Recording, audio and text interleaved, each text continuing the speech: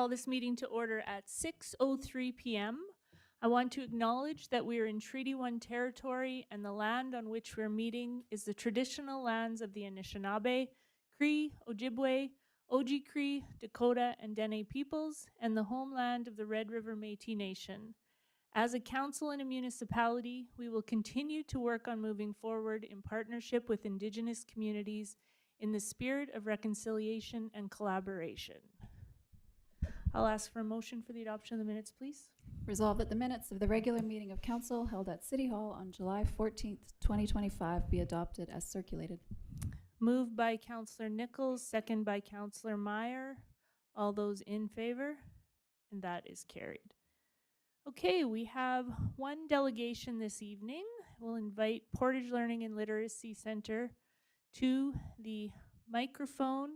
If you can just turn on that mic there till you got a little green thing. Just state your name for the record. Miriam Gitali.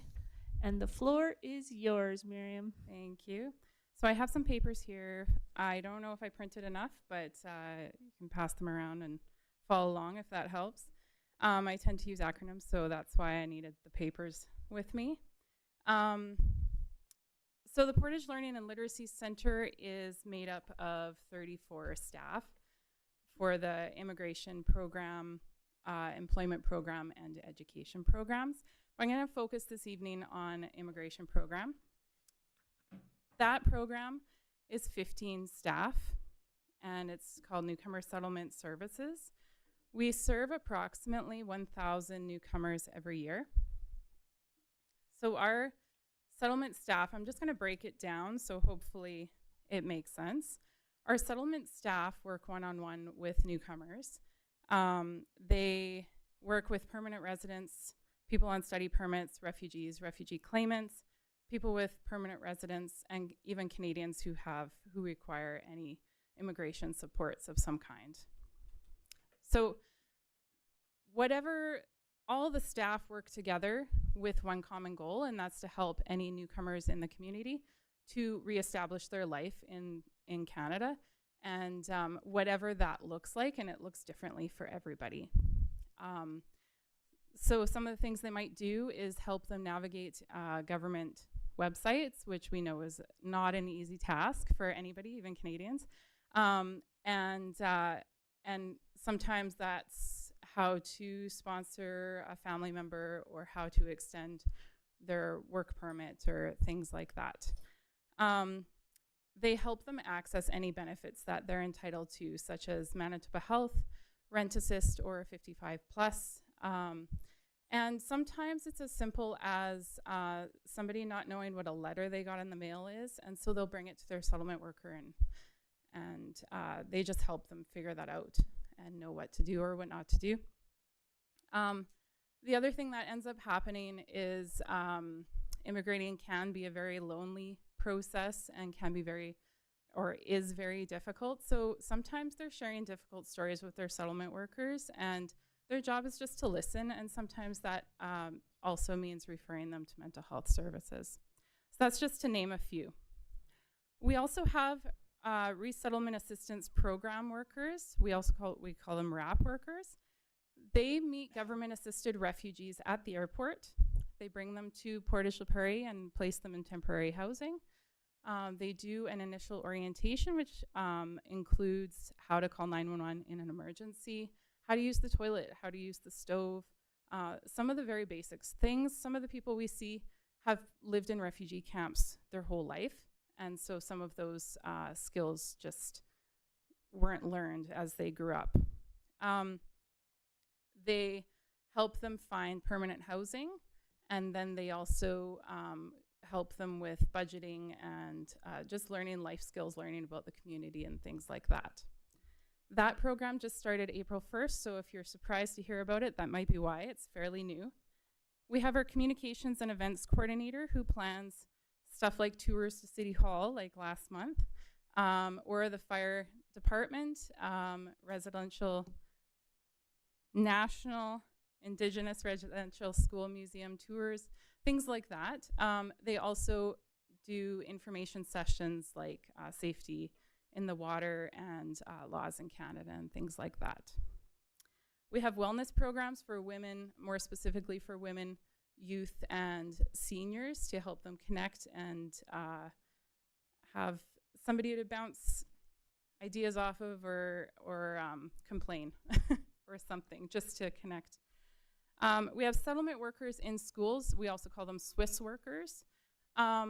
Right now, they're obviously not in schools. They're helping run with our summer staff. They're helping run a summer youth engagement program, which is a day camp for newcomer youth, focused on helping them get comfortable in the community, get comfortable with the language, and feel prepared for the fall when they go to school, sometimes for the first time in Canada, and sometimes back to school.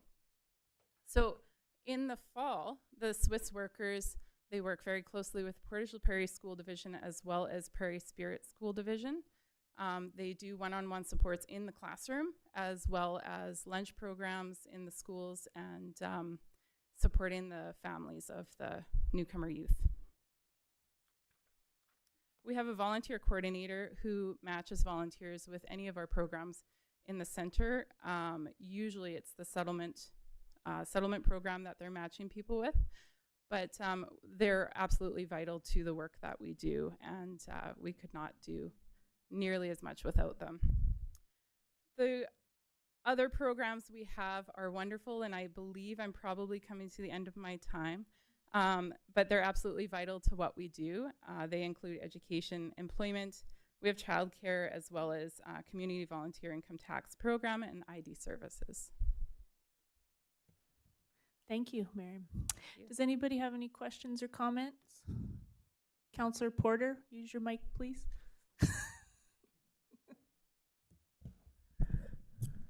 Thank you, Miriam, for coming today.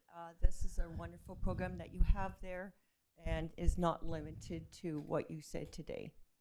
I know I've been over and met with a group of you, and I know you do way much more than that. Can you tell me how many persons have walked through those doors since you've opened doors? That since you've been there, or maybe a year? Can you give a? Oh man. Yeah. Well, the number of people that come through the doors varies according to what's happening with the government. So we've seen a decline recently just because of the restrictions that the government has placed on newcomers, which has been very difficult. Adds on to the difficult conversations in the office. I can't give you an exact number. I started in 2015 with the center, but this program started 2008. But annually, right now, the last couple of years, we've been seeing about 1,000. Mm-hmm. So. Okay. And do you find that one of the challenges possibly that people face coming here is a language barrier? That's definitely one of the challenges. Previously, especially previously to the RAP program, but even before that, before the Ukrainians came, previously we were seeing people with a higher level English, just because we didn't have those types of programs to, basically people that came, they came because their English was better. So majority of the people we saw did have higher level English. Now, of course, through the RAP program, seeing more refugees, we are seeing lower levels English. But even with high level English, sometimes it's accent, sometimes that is a barrier to communication. And so, yeah, there's always language needed. Yep. Okay. Thank you very much. Thank you.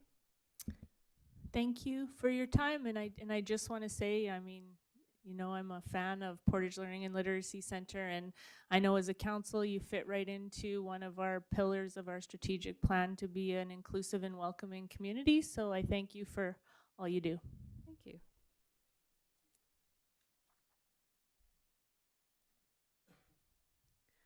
Okay, so we're going to move into, we have a couple of public hearings tonight. We're going to open public hearing of second and third reading of bylaw 25-8779, a zoning amendment PC 27-25 for Solomon at 104 8th Street Northeast.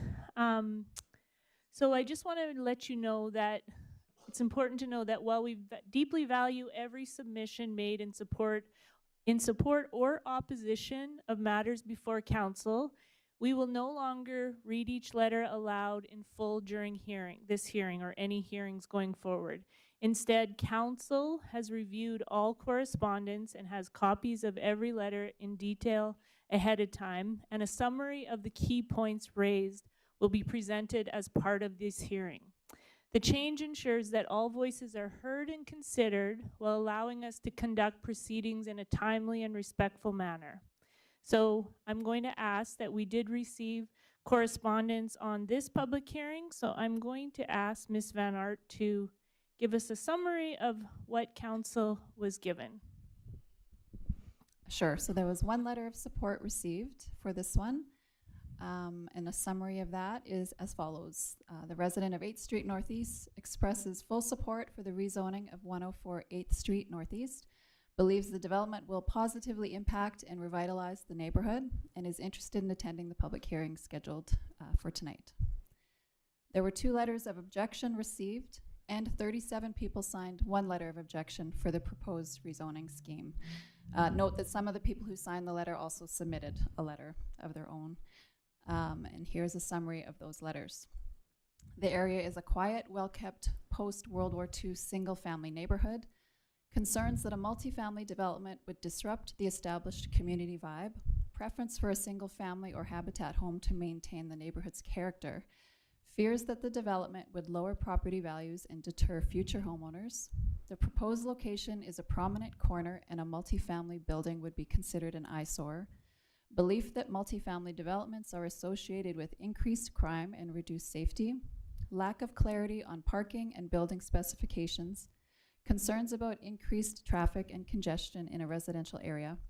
Strong opposition from numerous residents, many of whom signed in protest. Desire to avoid public hearings but still have their concerns heard. Suggestion that there are better locations in town for multifamily housing, and noted that other apartment developments are already underway on or vacant elsewhere in the city. Thank you. So now I'll ask if there is anyone here that would like to speak in favor of this application. If you want to just come to the mic, please.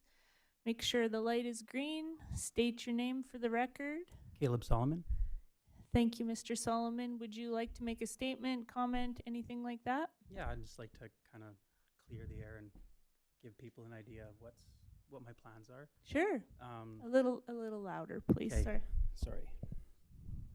So currently, I manage and look after 12 rental properties that were built and rented to seniors, retirees, most single occupancy, some married. There's a bit of a gap for people who are ready to move out or maybe sell their property, maybe in the country or in town, and looking for something a little easier, less yard work, but still fully able to live on their own. And we've been providing that for the last, I think those buildings are 25 years old. Some of the tenants are original tenants. They're clean. The landscape, the lawn is always mowed. The snow is shoveled. And so looking at doing the exact same thing in this lot, I looked at a lot of lots around town and chose this one because it was in a quiet area. Everyone's properties are well kept, and this was also a pretty derelict property. It was run down, it was empty, it was uninhabitable. You couldn't even see the house from the road when I bought the place. And so I've since cleaned it up, taken the trees down, the shrubs out. The house has been demolished in the garage. It's totally level. It looks a lot better than it did, I'd say, about a year ago. And I would just like to just make it a nice spot, a nice quiet spot for a lot of the people that I have on a waiting list, as long as my arm, that would love to get into a nice single level place in town that's well taken care of.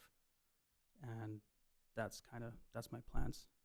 So I would like to mention that I also am an employee of the city. That happened in the last couple of weeks. So I don't want anybody to think I'm going to receive any sort of special treatment. Because of that, these plans were on paper a long time ago, and just wanted to make sure everyone's aware. Thank you for that, and Yeah. welcome to the city. We're not involved in the hiring as council, so Yeah. welcome to the city. Yeah. What do you do for the city? I work in maintenance as Oh, a millwright. nice. Okay, Yeah. awesome. Just started, so no one really probably knows who I am. Awesome. Yeah. Does council have any questions? Councillor Doyle?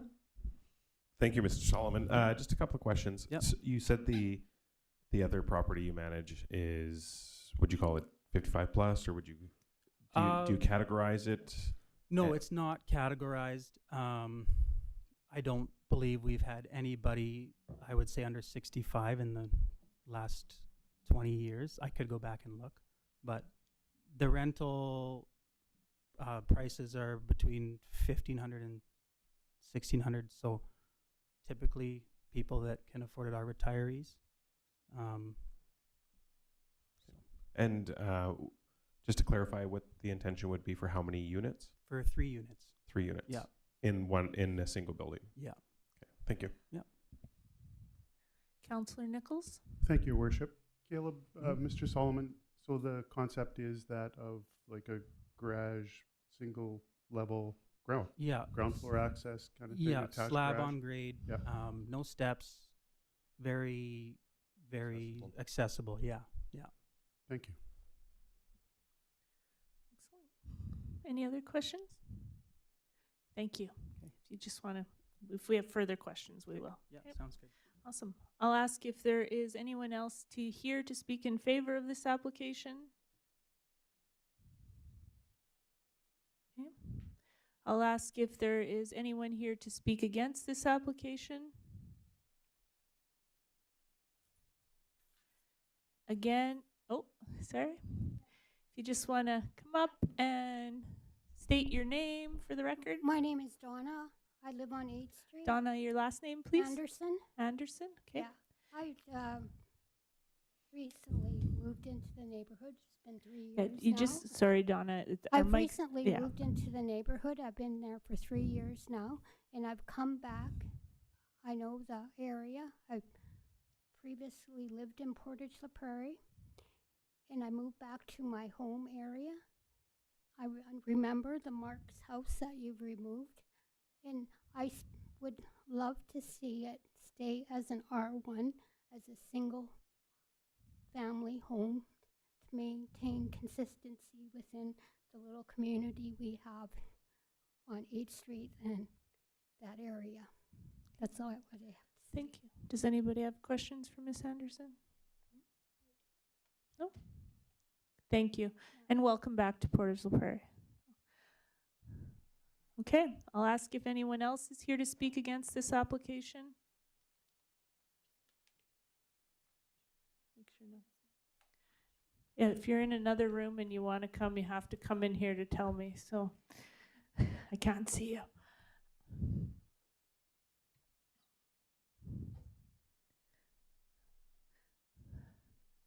Now I'd like to ask, just for, since it's public hearing, is there anyone here who would like to ask questions about this application that don't understand something? Okay. Council, are we good? Okay. At this point, yep. I'll ask for a motion to close the public hearing. Thank you, Your Worship. Be it resolved, and I so move that the public hearing for bylaw 25-8779, zoning amendment PC 2725 for Solomon at 104 8th Street Northeast now be closed. Moved by Councillor Meyer, seconded by Councillor Nichols. All those in favor? And that is carried. Councillor Meyer, the floor is yours. Thank you, Your Worship. Council, in front of you, we're going to address second and third reading of the zoning amendment tonight. First reading was done back on June the 9th, and we're up to second and third reading tonight. It is a rezoning application, as you heard, with the applicant Caleb Solomon, bylaw number 25-8779. The issue is to rezone the property from an R1 residential single-family zone to an R3 residential multiple family zone. A couple of the alternatives, and I just want council to be aware of this, is that as per the Planning Act and after considering the results of the public meeting, council must within 90 days choose one of 3 actions to deal with the proposed zoning bylaw amendment. We did give it first reading back in June, as I indicated earlier, and now it comes up to second and third. I just want you to pay attention to section number 2. Council may give the bylaw second reading. There are 2 situations under which the bylaw may be given second reading. Number 1, I'm not concerned. Number 2 is under section 77, where sufficient objections are received. Council may give the bylaw second reading and must provide notice to all objectors. And your worship, a little bit not inappropriate, but the wrong timing, but I do just want to ask for a question of clarification on that, if I can at this point, for council's awareness. Sure. If I can just get a clarification of exactly what that means, maybe the best way, my understanding is that if it did proceed to second reading and second reading got passed, that it stops there and then it goes back to something. I just not exactly sure how that process looks like.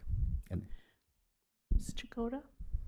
Through your worship to Councillor Meyer, so under the Planning Act, the objector threshold is listed there in section 3. So in this situation, sufficient objectors is 300 eligible persons. And if we have that, council can proceed with second reading, but it would have to be referred.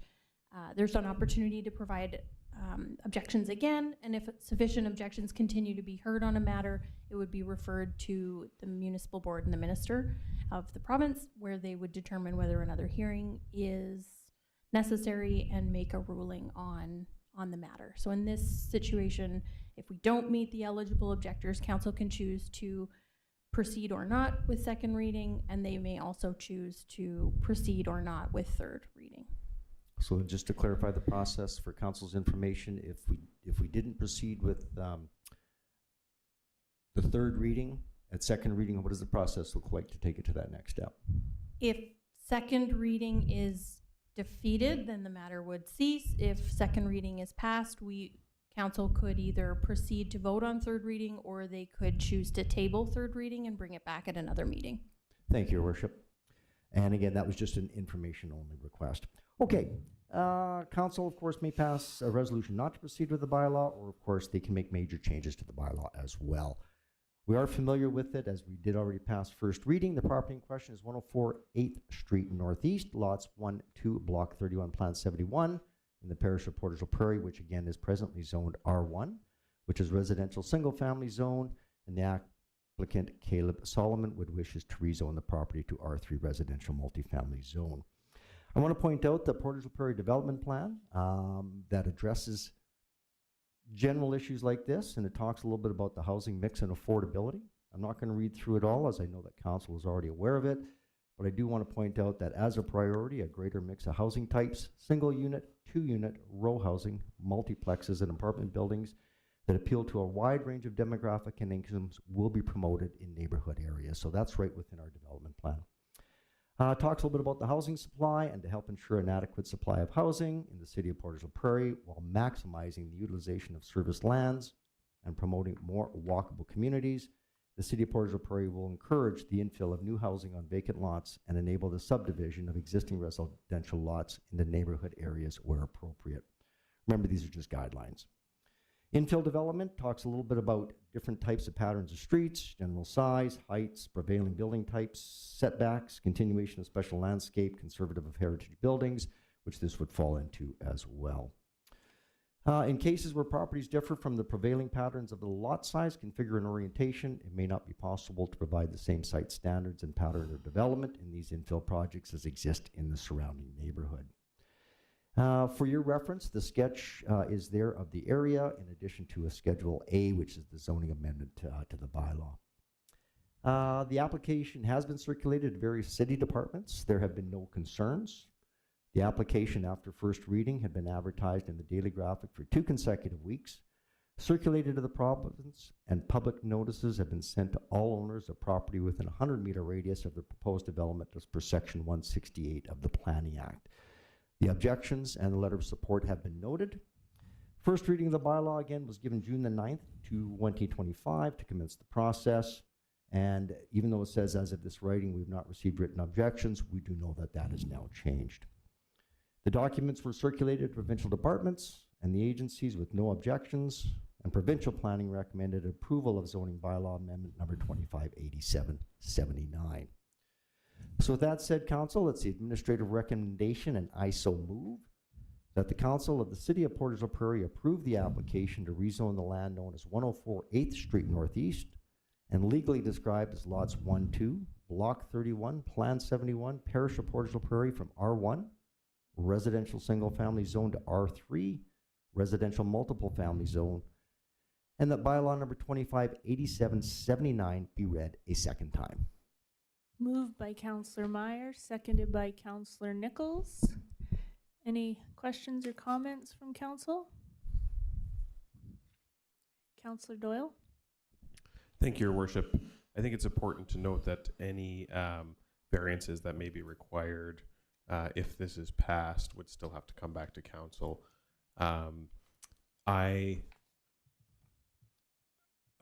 just feel like, based on the presentation from the applicant, being a single-story threeplex doesn't take away from the neighborhood, a neighborhood full of single-family dwellings, because we aren't talking about an apartment building or anything like that. So I will be voting in favor of this. Thank you. Councillor Espy? Thank you, Your Worship. A few reasons why I will be voting in favor of this. With respect to the objectors,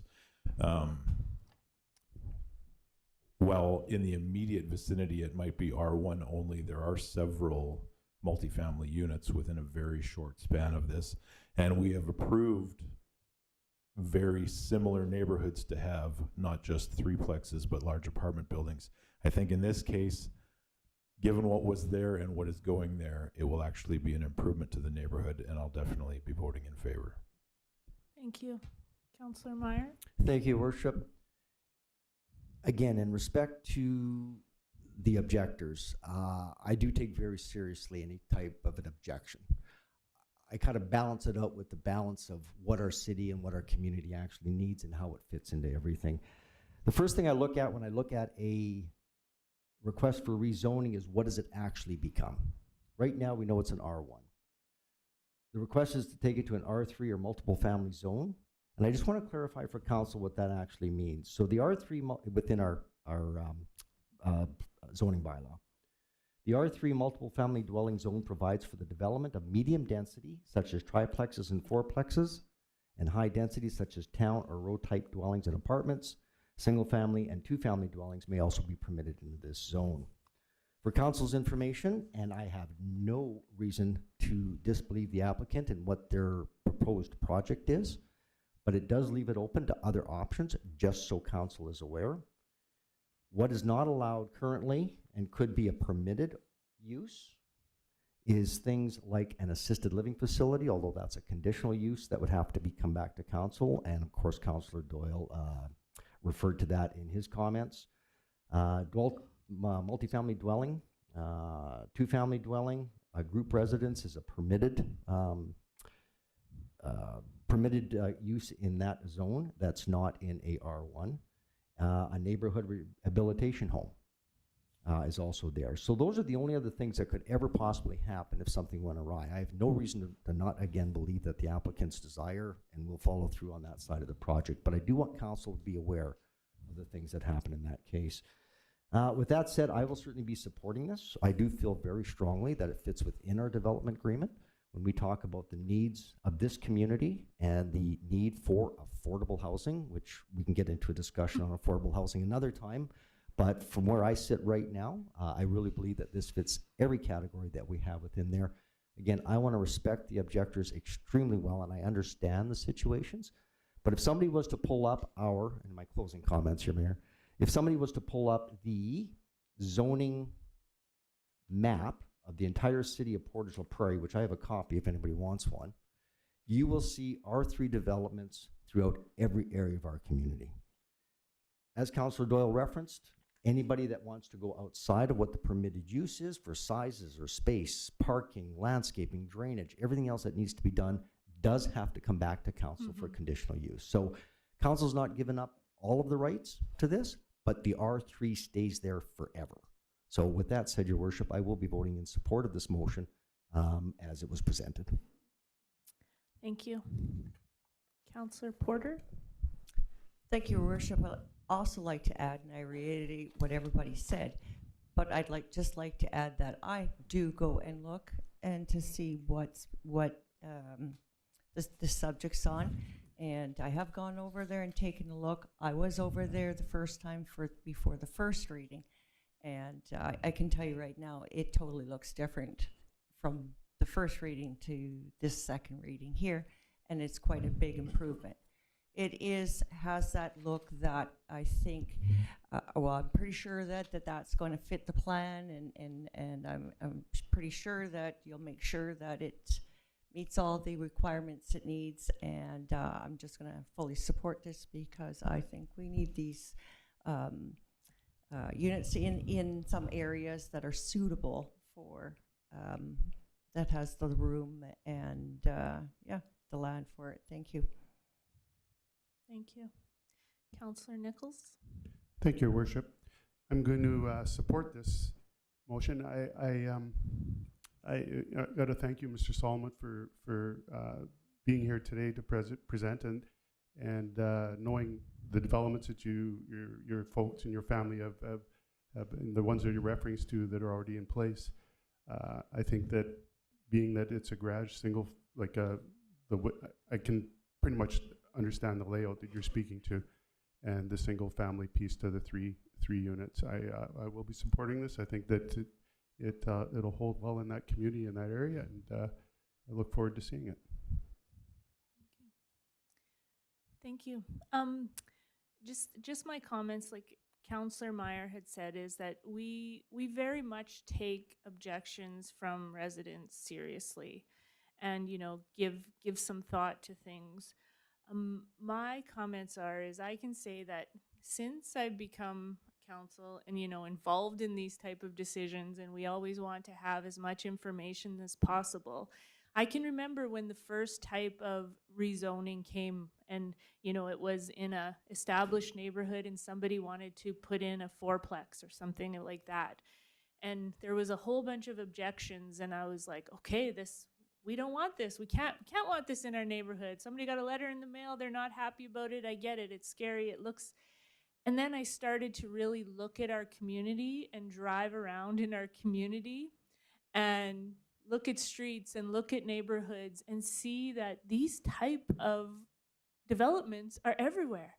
Like if you go near our hospital, which is considered or going to be our former hospital, and look at a well-established, quiet neighborhood, there's apartment buildings everywhere in that, but you just sort of forget about them because you realize that they're not a problem, right? There are people paying rent, living in them, etc. So I think we have to make sure that we know that these rezonings happen all the time. And as for this one in particular, when we talk about a 3-unit for accessible housing, I don't know about the rest of you around this table, but if I hear requests for senior type housing, it's a constant that we hear from people needing accessible places to live, to be able to downsize, etc. So I'm happy to hear, and I hope that this is what carries on with this type of development, and I will be supporting this. So, Councillor Meyer? Thank you, Your Worship. Just as Chair of City Planning, I just want to be clear that, and I know Council gets it and understands it, but I just want to make sure it's for the record that we can't vote in favor of this based on what the developer is going to put there. I said hope. Oh, yeah, no, I just want council to be aware, just because it was referenced many times after I made my comments. Because at that point in time, the applicant can seriously do whatever they would like if it fits within an R3. If something was to change, economics, desire, everything else, and again, I have no reason to not believe that the developer is going to do exactly what he says he's going to do. But if something changed, that R3 does stick there.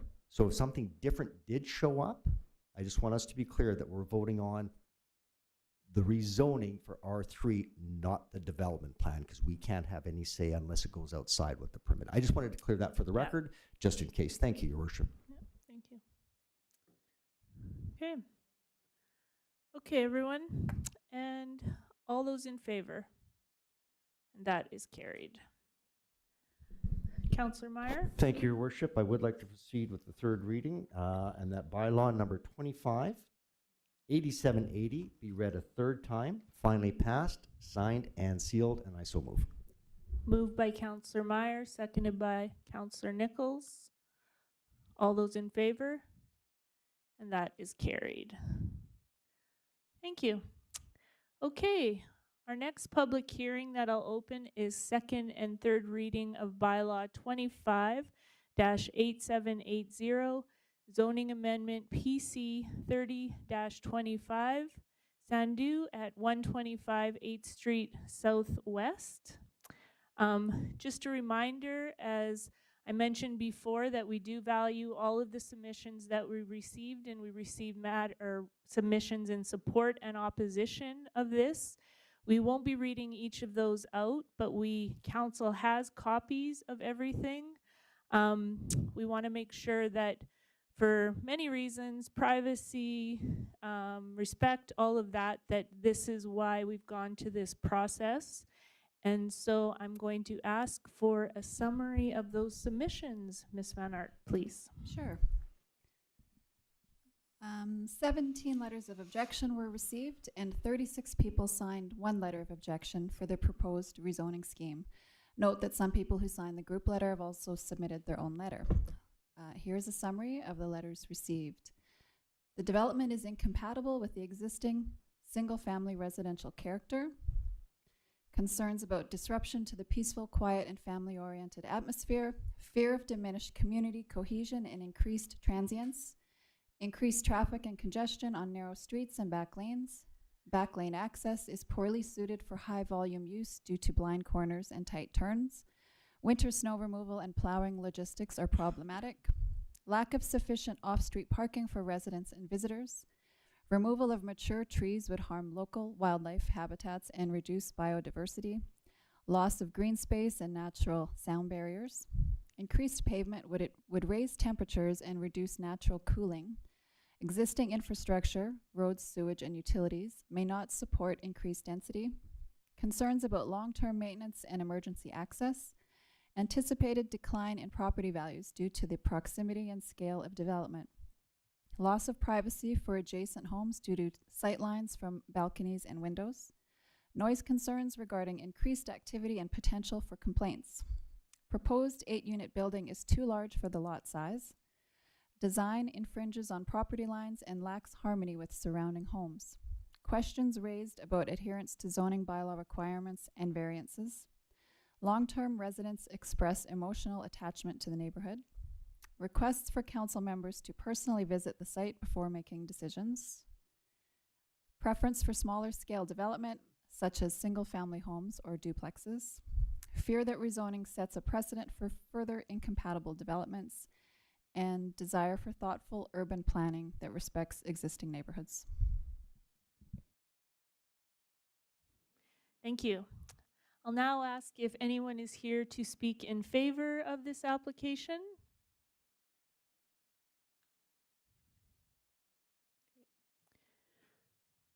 If you'd like to, if you want to go to the microphone, please. Make sure it's on green. State your name for the record.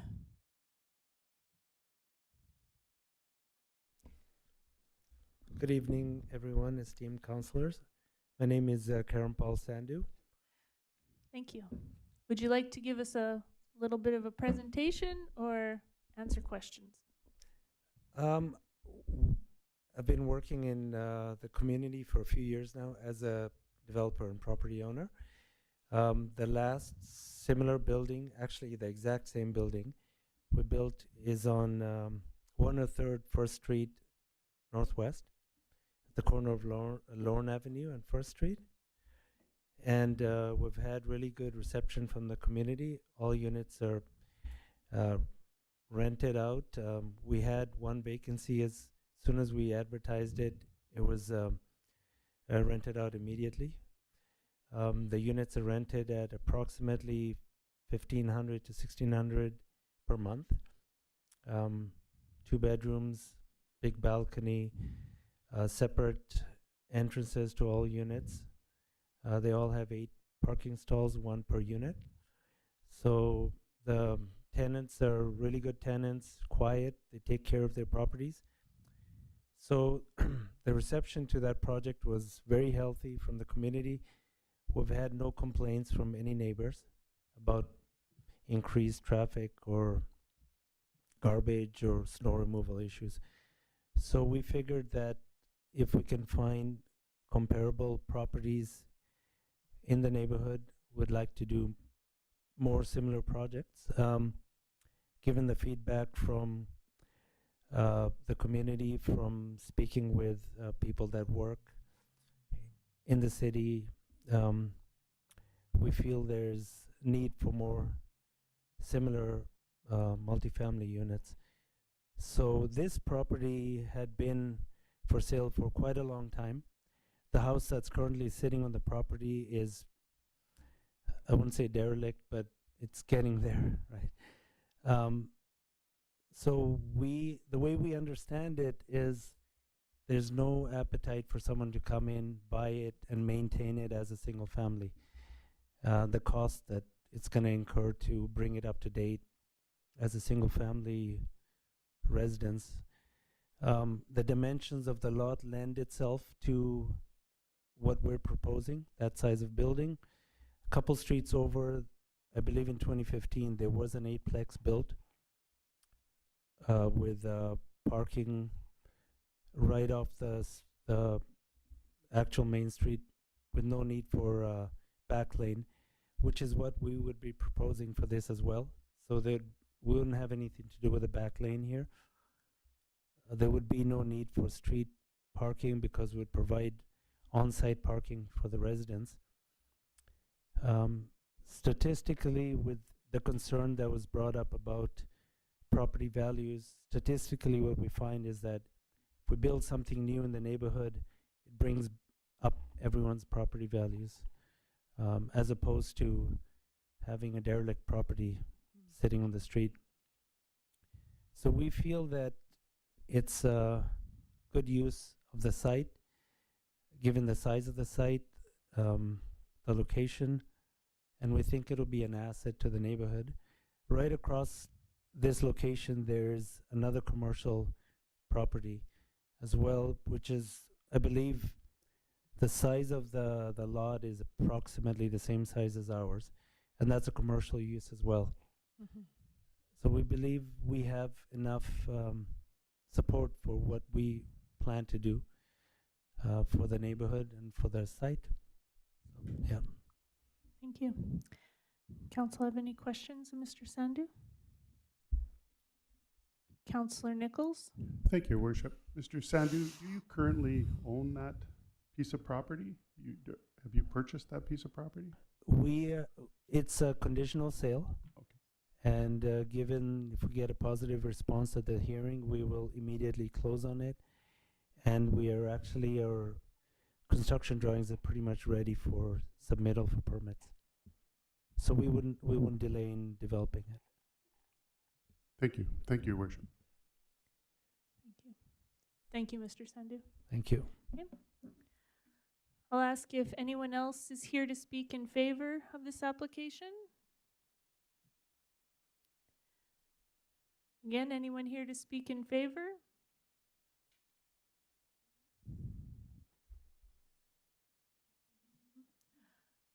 I'll ask if anyone is here to speak against this application. Sure. If you just want to go up, state your first and last name. You just might want to move that mic down a little bit. Yep. Hi, Council and Mayor. Catherine Sullivan. I'm a resident of the area.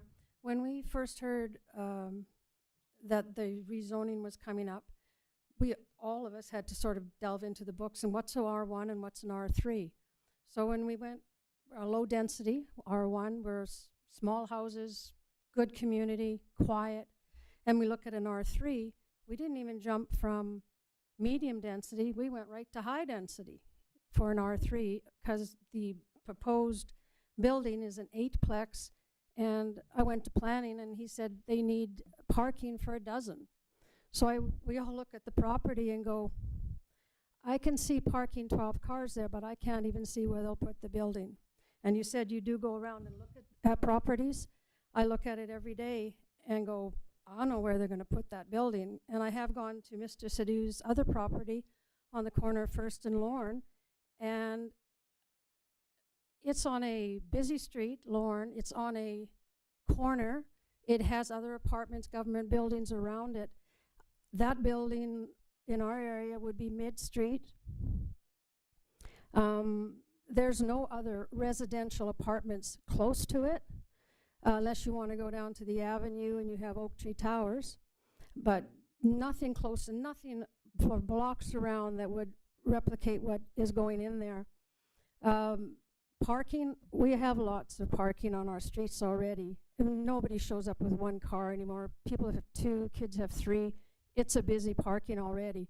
To put 12 spots, I don't know where they're going to put them.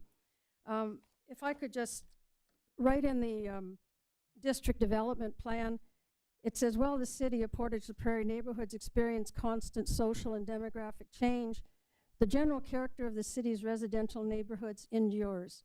Physical change to the city's established neighborhoods must be sensitive, gradual, and generally fit the physical character.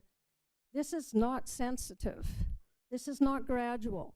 And it doesn't fit all our single-family dwellings around it. But people take great pride in their yards. I have some of the citizens here who have been in their homes for 40 years. I've been in my home for 21 years. We maintain the yards. We take pride in knowing our neighbors. To go from low density to a high density development. So it was a process again, like I went to develop to the planning office and I said, I'm looking at the city bylaws and it says what the area, square meters, that property should be to put an 8-plex. Because even in there, it doesn't even talk about an 8-plex. It talks about a 2 and a 4. So all of a sudden, 8-plex. And as a square meters doesn't even come close to the size of that lot. So of course, he's going to be coming, the developer will want variances to push it back. There's mature trees there, they'll disappear. Push it forward, there's mature trees there, they'll disappear. Neighbors on both sides. Somebody suggested to me they'll park on the street, like they'll park facing into the unit. There's only one sidewalk on that street of 8th Street, and that's on that side.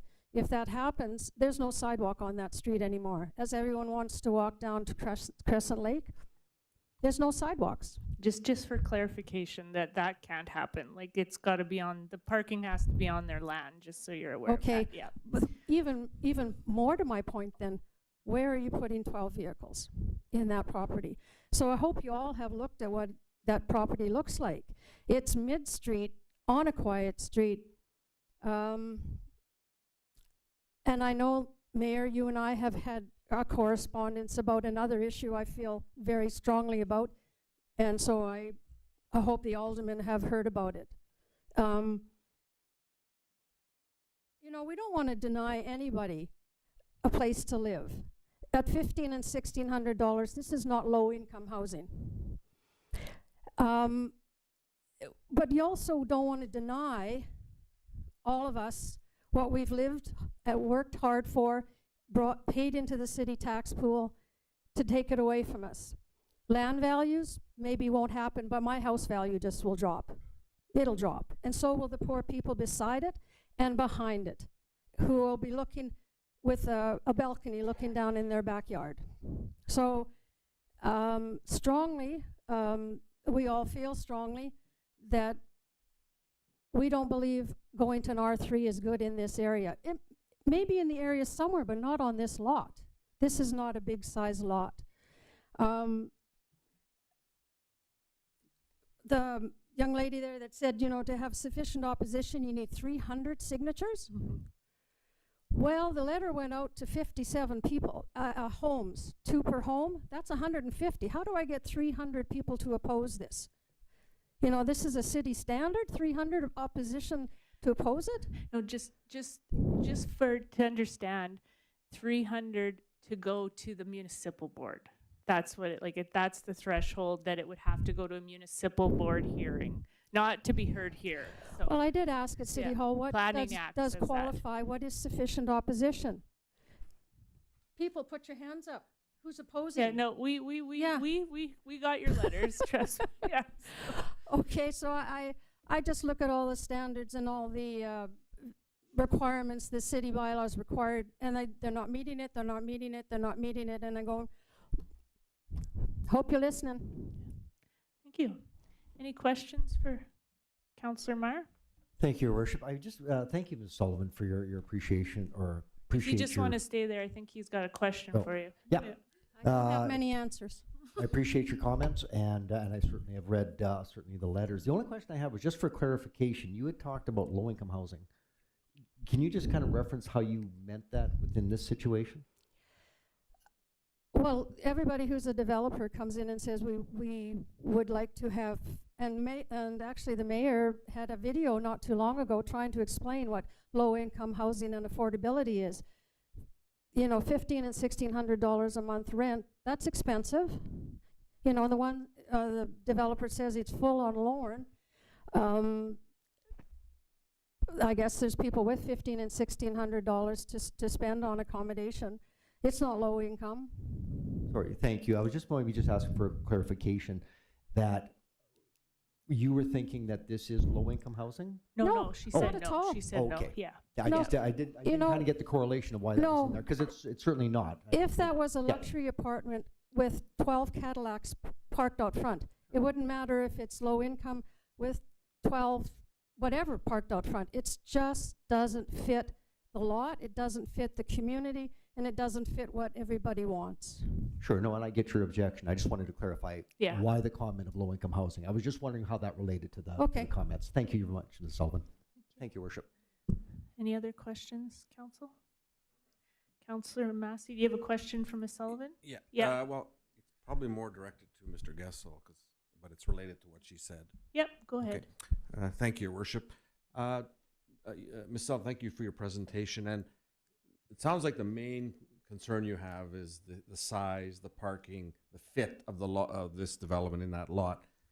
And I don't have I'm not sure, maybe a question to Mr. Gessel is, like, in terms of the parking and what's being proposed here, will there have to be some variances and things if this is approved, or what's our standards or guidelines around the size of this? Because we've dealt with these kind of things before. When we look at these units, as far as what the developer wants to lay out, we make sure that there is appropriate land size for structure, but it doesn't always mean that they're not going to come with variances. So when we look at parking for a unit such as this, it should be, as per the bylaw, 1.5 per unit. I believe most units try to go down to 1 stall, which does require a variance in place. And we've had that done at other units as well. I hope that helps answer your question as far as the parking would go. Your Worship, just to follow up, but in the proposal for the development, would this fit into? I know it can fit into an R3, but is just physically the size of this development too much for that lot size? Based on First Street and Lauren, based on that unit, we took kind of that structure to fit it onto this unit, and the reason that we suggested going no higher than an 8-plex would be because that would meet the accommodation of the lot size. One question, Ms. Sullivan, then, is your objection more the height of the structure as opposed to the fitting in the lot? Like you mentioned, people seeing over their balconies and that kind of thing. Well, you've also brought up here too that if the group here's, or you pass a 1 to a 3, who knows what is going to go up there. This seems to be the max that you could put on that lot. If you drive over Tupper, there's a beautiful little duplex there. I don't think anybody would object to that. You know, but June the 9th, when I looked at the meeting, Mr. Solomon did say on his statement there that it would be a triplex. When I looked at the one for Mr. Sadhu, there was no mention. I had to go to planning to find out what it was going to be. And the 8-plex, when I sort of went to my neighbor, that's what they want. It was where are they going to put it? And if you vary it back and forth, and one of the people sitting in this room asked for 1 foot on a patio and was denied a variance. So how do you put an 8-plex and move it front, back, sideways, and park 12 vehicles? Please look at the lot. Please drive by and look at the lot. It is small. And yes, there is a house there, and yes, it's lived in, and yes, the yard is maintained. Unlike Mr. Solomon's, who had to go in and clean it up and knock down a building. There's a building there, and I do believe that he will knock it down, but it still doesn't make the lot any bigger. And if you want to go 8, does it better 6? It's R3. What do we know, as you've said, what do we know that's going to go in there? Mm-hmm. We have no control when we go R3. Heavy, high-density living in an R1 low-density neighborhood where we love it. Thank you. Okay. Any other questions? I'll ask if there's anyone else here to speak against this application. If you can just state your name for the record, sir. Okay, my name is Alan Dell, and I've lived at 134 9th Street Southwest, where I've resided since 1985. My concern with the proposal of bylaw of 8724 is the changing of the neighborhood away from affordable single-family housing to rental properties, and that's exactly where it's going. Portage needs affordable homes for individuals, for families, young families starting out that are affordable. I mean, Habitat for Humanity is working every year trying to put some of these up, and this is proposal to take one down. And I don't think we want to do that kind of thing. There wasn't mention tonight about the R3 site that's in the area. Our R3 site is no comparison to what's being proposed here. It's got access from 2 streets, okay? It's being properly put into the neighborhood. It's got provisions for garbage. It's got provision for parking, and it's being used for special purpose. Okay, it's been there before I moved in that area, that property. So that really doesn't count because you can't compare the 2 sites. That back lane on this one, it's been closed for years. Hydro can't even get down it. Okay, so there's no real access there from the back. So you can't use the back. You got to use the front. You turn it into an eyesore for parking because you're going to be parking a row of houses or vehicles along it. Why did they jump to R3? Because they can put as many as they like on the property, and you have really no control on that. I mean, that site in First Street in Lauren, I mean, that shouldn't have happened. There's no green space there. Families move in. What have we created? We don't want that in our communities. We need to have families that are going to stay there for the long term in our area. People that my neighbors, I know them. They've been there for 25, 30 years. You can talk to them. You know them. You don't encourage that when you put up apartment blocks. And there's lots of space around this city to put up apartment blocks elsewhere. Okay, with regards to my comments around the proposal, the existing R1 versus R3 under the bylaw. A single-family residential district permits 1 primary residence plus an accessory garden suite.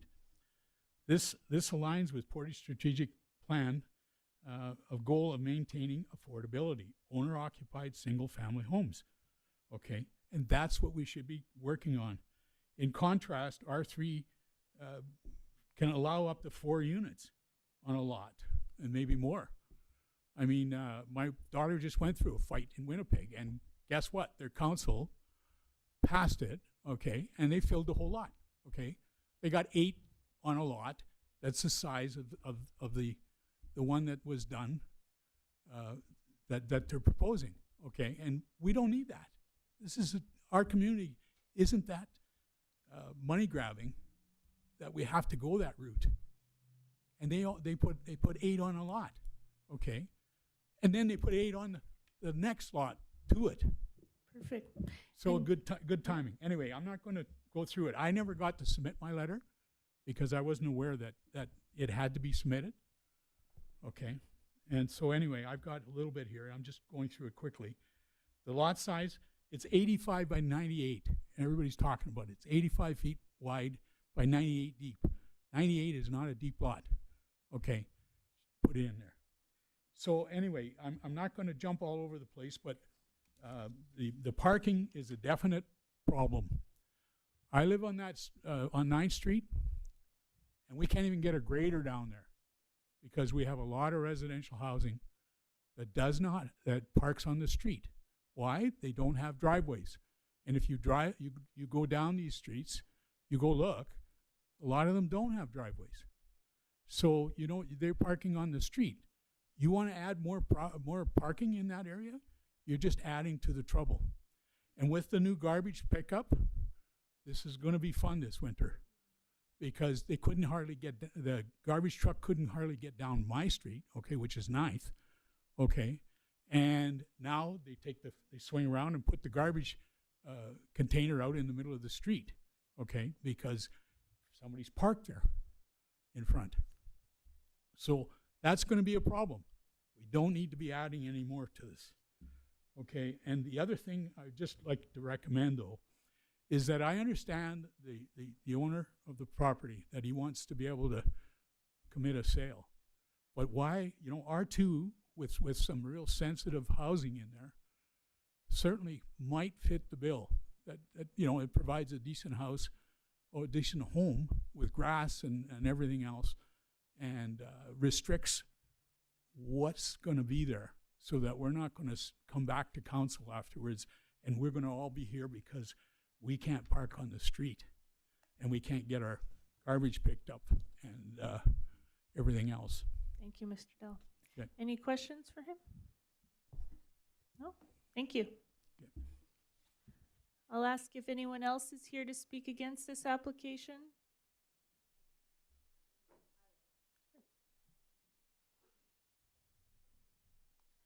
Just state your name for the record, please. Shoal Chapel. Okay, so at the risk of repeating information for those not to assume that people didn't read their letters, but I would just like to emphasize one point. I am sure that often you hear about traffic flow issues from a multiplex, and I have predominantly, since leaving Portage from high school, lived in apartments in high-density neighborhoods, and I actually genuinely love apartments. But I also really like urban planning, and so it is with mixed feelings that I stand before you, a NIMBY. But I would like to emphasize that I do believe that this particular street is different. 8th Street does not have access to Saskatchewan Avenue. So these residents, 8, 16 or more cars, cannot go up Saskatchewan, and currently they cannot go down Crescent. Oak Tree Towers, an established apartment building with numerous tenants, exits onto 8th Street, right? They do not exit onto Saskatchewan, they exit onto 8th Street. Currently they cannot leave Crescent Street. I know that our plan is eventually we will not have construction there, but it has been numerously shut down over the last several years. That means everyone must go down St. George. St. George turns up, yes, onto Saskatchewan, but from 7th Street to 5th Street, it can only turn right onto Saskatchewan. On 4th Street, there is no access. There is 2 buildings of high school. They must go around the high schools to come back up onto Saskatchewan, where there aren't lights at 3rd Street, right? So they would have to keep going, or, right? And I mean that to turn right, they cannot cross it, right? Right now, you can't go back up Lauren, right? Also, so that means the opposite as well. So that means that if you live in that neighborhood and you are coming down Saskatchewan, for those same streets I just named, you cannot turn left off of Saskatchewan. Yeah, good point. You can turn left on 7th, But because of this signage for not being able to turn left on 8th Street, people get confused and veer back out. Yeah. You cannot turn left efficiently on 9th Street. There is a U-turn for people to whip across 2 lanes of traffic to enter the Oak Tree Towers driveway. And there is a small break in the median to turn left onto 9th Street. And we, as neighbors, have often discussed, are we even sure that's for us? Because it's so tight that if you stop, you have to turn your turn signal on at 8th so that people move out of your lane. We're positive sometimes that it's just for those turning 9th to the opposite side. Thank you. Good points. Can I ask, just could you spell your first name for us? Yes, that won't help. Cholloe. Perfect. Okay. Thank you. Good points. Thank you. Does anybody have questions on that? No. Thank you. Okay, thank you. Appreciate that. Again, I'll ask if anyone is here to speak against this application.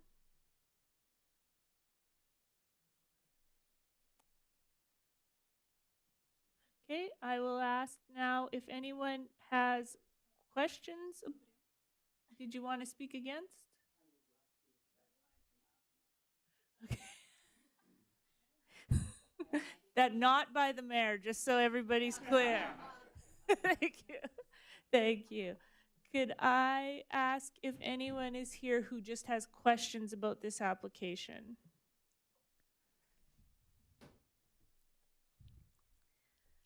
Hi. Marilyn Bocello. Hi, Marilyn. Could you just make sure you're Oh, speaking into the mic? better? Yeah, Better? perfect. Yeah. I have a question about the parking. From what I understand, there should be 12 parking spots. I'm wondering where they would be located. Would they be located on 8th or behind the building in the back lane? I'll maybe ask Mr. Sandu, did you want to comment on where they would be? Or if you could, you have to go all the way to the microphone. Thank you. Everybody's live on YouTube if you didn't know that. And maybe even on Shaw TV tonight. So there you go. Mr. Sandu. So the parking stalls will be off, the access will be from 8th Street due to no access from the back lane. Right. We're set, I believe right now they're showing along the front or the side of the building, but it will be from 8th, and we're only going for 8 stalls, not for 12. You would be applying for a variation. Yes. Okay. Yeah. Because usually the tenants out of, we probably have 25% or more that don't require parking, to be honest. So. Thank you. And also just a clarification, the height of the building, it would be as tall as a 2-story building at most, not more than that. Thank you. Who's your question for? Mr. Sandu. Just stay there, Mr. Sandu. Ms. Bocello, do you have anything else you want to ask her? Yeah. I do. I heard that there was a plan to pave the back lane between 8th and 9th. Is that correct? I'll ask our Director of Operations if there's a plan to pave a back lane between 8th and 9th. The city has no plan to pave the back lane, no. Okay. So back to what Mr. Meyer said. Once this is approved, if it's approved. Again, sorry, Meryl. Oh, if this is approved. Yes. Then can anything happen that, could the parking go in the back? So if say this is approved, for instance, right? Like we said, right now, the developer's telling us it'd be an 8-plex, they'd be asking for 8, he would come back for variations. But if it was an R3 and he built something that fit right in the stipulations, like didn't need any variations, then anything could happen. You're right, you're correct. But if he decides something's different and needs variations of size or parking, etc. Like the parking has to be included on the lot, right? That's not on the street. It's got to be part of the development. Yeah. So will you be getting that before you approve this, that information to This- verify where that parking will be? No, all this tonight is us approving whether we approve of an R3 type development on that lot from an R1. Okay. The rest is a next step process. And Ms. Chakota. Thank you, Your Worship. I would just like to add to that as well that if council denied a variance on parking, an applicant can't proceed with anything other than what's prescribed in the bylaw. So they have to meet the rules unless the variance is granted by council. Okay, so we see probably some variances coming, probably. Like he stated, and like I said, Yeah. we can't hold anything. He said, Yeah. because the bylaw would be, if it was passed tonight and he wants to build this 8-plex, the bylaw would be he needs 12 parking spots. So Right, what he's right. saying is that he would apply for a variance to have only Right, 8. So right. yeah, you would, yeah. Yeah. Yeah. Plus perhaps visitors parking. Excuse me. So, Yeah, Okay. like it would be a lot of it. Yeah, thank you. okay, thank you. Yeah. So I'm going to, so just give us 1 second here. Who had a question for Mr. Oh yeah, Councillor SP. Thank you, Your Worship. Yeah. Thank you, Your Worship. This is a question directly related to one of Mr. Sandhu's last comments when he said that the building would be no higher than a 2-story home. I guess my question is, will this building feature other things that a 2-story home would have, like a backyard? Because proximity to the property line is definitely going to have an impact on sight lines. Mr. Sandhu, if you want to come to the microphone. That would depend on how we situate the building. There would be some backyard space, I believe. The current iteration does show something towards the back lane area, the non-functional back lane. Councillor SP, does that answer your question? Yep. Yes, that does answer my question. Thanks. Councillor Porter, is this question for who? Mr. Sandhu. Yes, just wanting to know, is your plan 1 bedrooms, 3 bedrooms, 2 bedrooms, or a mixture? 2-bedroom, 2 baths per unit, and that allows people to, if they can't come up with 1,500-1,600, 2 people can share, split the rent. So. Thank you. A portion of them could be at approximately 920 plus parking, the rate. So maybe up to 2 units might be affordable housing at some point if needed. Thank you. Councillor Nichols? Thank you, Your Worship. My question is to Mr. Sandhu. Thank you for this. So you're saying the drawings, you currently have drawings, iterations in place for this structure that you're looking at? Balconies? Yes. Is there balconies? Absolutely, yeah. Okay. So, yeah, we're trying to follow the plan we did on 103rd First Street. So these are spacious units, lots of good space on the inside, big balconies.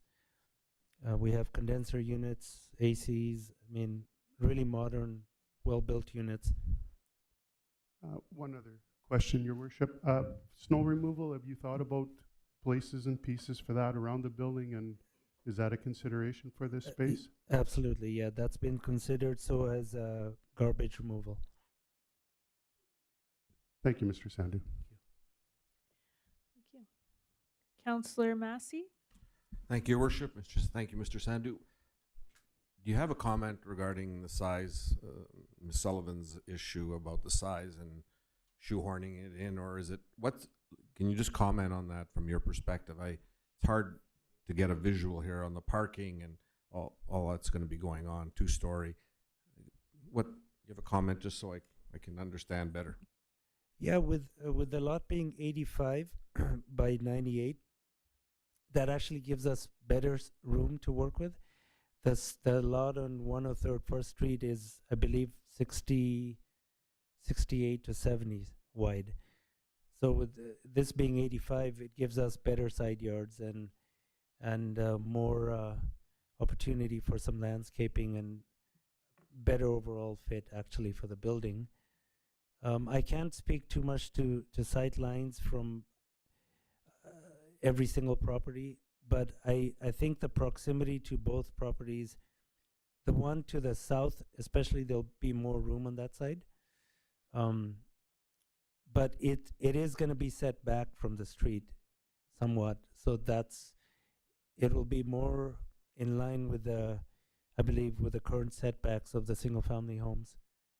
So with regards to that, the sidelines should work, similar to what would happen if there was a new single family going in versus an apartment. So it would be set back enough. Yeah. Thank you. No. Councillor Meyer? Thank you, Your Worship. I just wanted to direct a comment to Ms. Pacello. Thank you, Mr. Sandu. You can step Thank you. aside now. So, Ms. Pacello, Thank you. Councillor Meyer has something for you. So, or Where is she? comment. Not a gift. Not a gift to comment. Yeah. Thank you, Your Worship. Thank you for your comments, Ms. Pacello. I just wanted to clarify that if this goes ahead, or if it doesn't, obviously it's moot, but if it does go ahead and there is a variance requested, that property owners also on a variance will get a letter of notification within the 100-meter radius that allows any objectors to be able to come forward to council against that. I just wanted to clarify that, Okay. Your Yeah, Worship. good. Okay. Thank you. So you would be aware of it. Okay, so I Yeah. just want to make one more comment about the parking. Mm-hmm. That it's supposed to be 12. The proposer says it doesn't need that many. Most people are a two-car family. Even if half of them are a two-car family, I don't think it fits. I don't think the parking. Yeah. I think he should do 12. Yeah, I will say that we have found with studies that have shown when it comes to this type of housing that number is actually less nowadays. Like less. Is it? Yeah, it is. Yeah. Okay. I didn't know that either till Okay. recently. So The other thing I would ask, people have asked you to go down and look at the lot. I would also ask you to go down the back lane that goes between 8th and 9th, southwest, and see where that parking comes out, which is Oak Tree parking lot. I don't believe that's public egress. So just take a cruise around there and have a look at that, because I've heard that that is a possibility, and that could be a variance that could be requested as well. thank you. Would Ms. LaQuie-Jobin have a comment to that? Yes, the parking lot for Oak Tree Towers does have the city lane running through it, so the city does own the center part It of does? that parking lot. Yes. Oh, okay. Thank you. Perfect. Okay. Does another? We're talking about parking. Mr. Sandu says because of the cost of these apartments, somebody who got a two-bedroom may sublet it and have another person in that apartment with a car. So now you're talking, we're expanding here. So again, it's not suitable. Thank you. Thank you. Ms. Hughes, I see your hand up. Would you like answer? Hi, Jody Hughes. I just have a question for Mr. Sandu. Myself, I live immediately behind that lot, so I would like to hear, basically, I'm scared I'm going to be looking at my nice private yard and I'll be having people from their balconies looking right out. Are the trees going to stay to block the view? So there's 3 of us that are immediately behind. That's what we're concerned about. Traffic, noise, my nice quiet neighborhood, I'm scared is going to be gone. Mr. Sandu, did you want to go to the mic and answer that?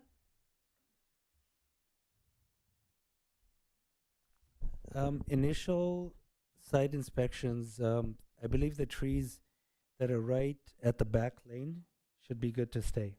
And we prefer keeping trees as much as we can, to be honest. So that would be our effort for sure. Yeah. And also the it's like a square, sorry, the building is like a square, 4 units, 1 on each corner. So the main floor units lend themselves very well to seniors. And then the second floor units have one flight of stairs. They each have their own entries. And also with our Manitoba climate, you'll have some people using the balconies, but not all the time, especially with apartments. So no, I agree with you. There's no guarantee. Yeah. Right. But yeah, we those trees immediately by the property line there should be okay. Yeah. So Thank you. thank you. Okay, Mr. Dell, you had another question? I made my presentation, but I didn't really get into the snow clearing part. Frankly, the snow clearing is difficult on our street, and will be more difficult on that street as it goes along, because you add more and more people, and there's there's not a lot of driveways. So where's that snow going? Okay, it's going to get pushed up on the boulevards, and if the boulevard doesn't exist, then it gets pushed over to the next person's boulevard. Okay, so the people beside these people, this place, are going to have a difficult time trying to manage it. So anyway, I just wanted to mention that has to be considered, because I'll tell you right now, we're going to have a nightmare this winter with snow clearing and having in our garbage pickup. I want to be able to. I'm still got a question. Actually, for the council, is how are we going to get our? Let's talk about garbage and snow another day. Well, this How's is that? part of it. No, but this is part of it. But this is How do not we- part of this decision. Well, so it is, because it relates to this decision. How do we get our garbage pickup bins to the curb?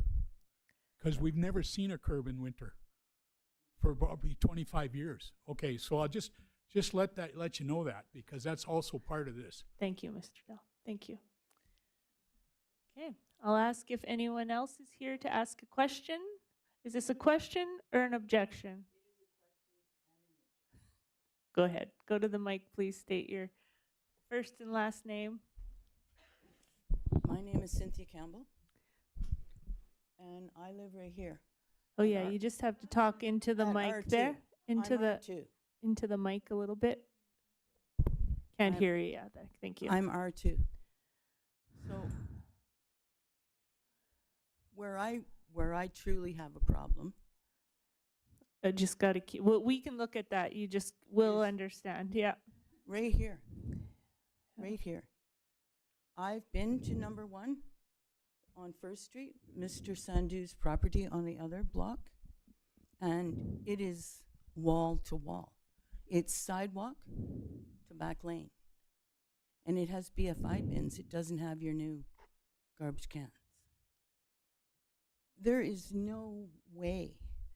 I have a little Toyota Corolla. I can't drive back there to mow that back lane because it takes me and I mean, I understand people think, oh, you know, old women, they can't drive. But I can drive. It's almost impossible to get through that back lane, those 2 back lanes there. It's like a literal Y. Now, the property on First Street takes the whole block. There is no grass. The patios extend out over 3 feet off the ground on the bottom floor, and they're definitely above eye height on the second floor. So they're going to look directly into our back properties. So there's 2 on each side, and then on the outside ends, there's 2 wooden scaffoldings for stairs, for egress, because you have to have 2 exits per fire code. So they're 2-bedroom apartments. There's going to be 2 people living in there because this is Portage la Prairie. You don't make enough money to pay $1,700 a month just in rent. Period. End of statement. You don't. Especially if you're going to live on 8th Street. Thank you. If you're making more than $1,700 a month, you have a mortgage. You're living in Cocoa Platts. Or you're building yourself a prefab that you've stuck on a piece of your family's property. This is not viable Thank you. There is no parking. If anything happens, if there's a fire, that place will burn to the ground in 2 minutes. Did you There's have a no question? way a fire Miss- truck can get back there. Did you have And a the closest fire Excuse me? hydrant is 25 feet further down the street towards the women's shelter Do you have in a- the old did you have military a building question? that was built in the Second World War. Thank you. Did you have a question? How is he going to fit that onto that property and not knock down a tree? Yeah. Okay. Thank you. It's not possible. Thank you. Ms. Teitmeyer, did you have a question? Please state your name for the record. My name is Nancy Tetmeyer, and my mom owns the property to the north of the rezoning application. And I'm curious, there's trees that separate that property and bushes, and I'm curious as to how that's going to keep separate. And I too see that apartment on First Street. It looks a lot taller than just a 2-story building, number one. I do see the parking in that area because I drive by it every day, and that's higher. But I'm curious how your apartment building's not going to infringe on first of all, the site of our home to the lake, and how is it going to be divided? Is it just going to be your apartment building that kind of butts up onto that part of the Are you asking if there's fences or something? Is that what you're asking? Yeah, Okay. like I want to know how it's going to be divided and where is the building actually going to be put on that property that doesn't infringe on the views from where our house is. Mr. Sandu, did you want to? Thank you.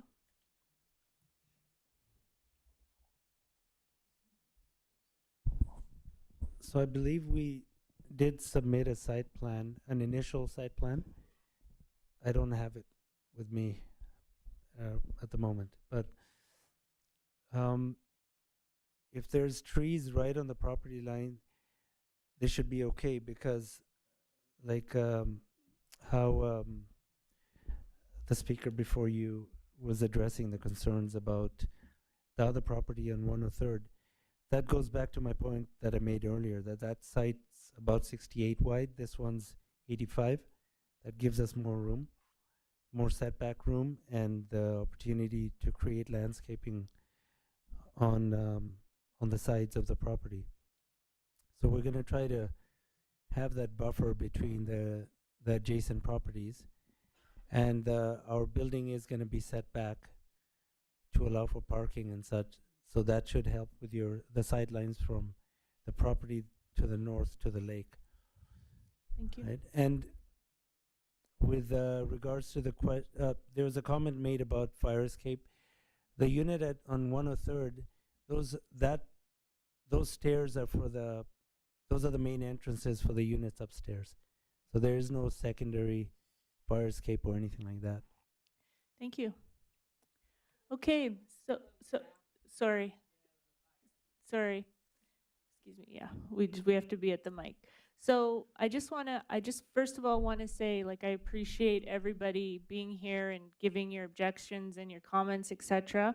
So tonight we're in the public hearing for a rezoning application, and that's sort of what we're talking about. We're getting into more variation questions, etc. And we'd have time for that in the future, but I'm going to ask again if anybody has any questions regarding the rezone from an R1 to R3 before we close this public hearing.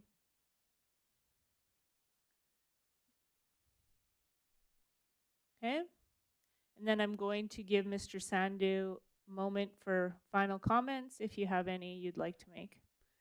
Just that I think it'll be an asset to the neighborhood. We can't build anything that does not meet fire safety, does not meet zoning regulations, bylaws. So we're actually not allowed to build anything out of the legal framework and bylaws of the city. So yeah, that's my only comment that I can add to this. Yeah, thank you very much, Thank you. Worship and councillors.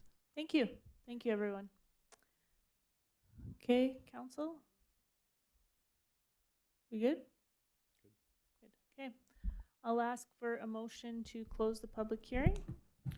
Thank you, Your Worship. Be resolved, and I so move that the public hearing for bylaw 258780, zoning amendment PC 30-25 for Sandu at 125 8th Street Southwest, now be closed. Moved by Councillor Meyer, seconded by Councillor Nichols. All those in favor? And that is carried. Councillor Meyer.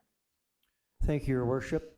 Council, again in front of you is a similar request to what we had from the previous rezoning application. It is for a reading of second and third bylaw. First bylaw was passed, first reading June the 9th of 2025, and then the process was moved forward at that point. So what we got is a rezoning application for Karampal Sandu, file or bylaw number 258780.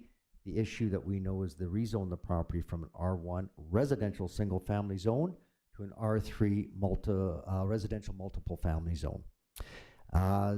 Alternatives, same as before. We do have under section 77, where we could just read second bylaw if we chose that option as well. No differences there. And part of my exercise from the first one was to, again, explain exactly that, first of all, what a multiple family zone is. Again, I want council to be clear, and I already know that they are, that we are not voting on any development plan or anything to that degree, although I do know it does have certainly some connection. But really tonight's issue is just about the R3. Once the R3 is attached, that the client, and again, I have absolutely no reason to believe that there'd be anything different than what was indicated by the applicant, but R3 is attached and it's there forever, right? So it could fit into or add other permitted operations, or of course other conditional use operations that would have to come back to council. So there's some control over it as well. Same things apply. The housing mix and affordability, and I want to be clear, again, that single unit, 2-unit, or row housing, multiplexes, apartment buildings that appeal to a wide range of demographics and incomes will be promoted in the neighborhood areas, which is part of our current development plan. We talked a little bit about housing supply, and again, the application has been circulated to various city departments with no concerns with rezoning. Moving forward, though, to the future development, there were concerns raised regarding the size and the parking of the proposed structure, which will be reviewed at that time. Like this previous one, variances will come forward to council at that point if it does not fit within the current development plan for what an R3 does actually allow. So whether it be parking, whether it be setbacks, whether it be height, there is already a well-developed and well-established building plan for that. The application has been advertised in the Daily Graphic for 2 consecutive weeks, circulated to the province, and public notices have been sent to all owners of property within a 100-meter radius of the proposed development as per Section 168 of the Planning Act. First reading, as I mentioned earlier, was given June 9th, 2025, which started the process. There were a number of multiple letters of objection in addition to the ones that were read tonight.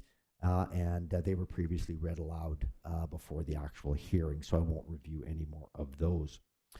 Documents were circulated to the provincial departments and agencies with no objections, and provincial planning recommends approval of zoning bylaw amendment number 258780. With that said, and also move that the administrative recommendation that the Council of the City of Portage la Prairie approve the application to rezone the land known as 125 8th Street Southwest and legally described as Lot 36, Plan 935, Parish of Portage la Prairie from R1, residential single-family zone to R3, residential multiple-family zone, and that bylaw number 25-8780 be read a second time. Moved by Councillor Meyer, seconded by Councillor Nichols. Sorry.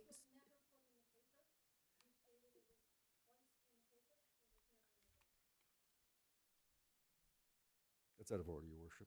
Yeah, out of, but sorry. Council, does anybody have any questions? Comments? Councillor Doyle? Thank you, Your Worship.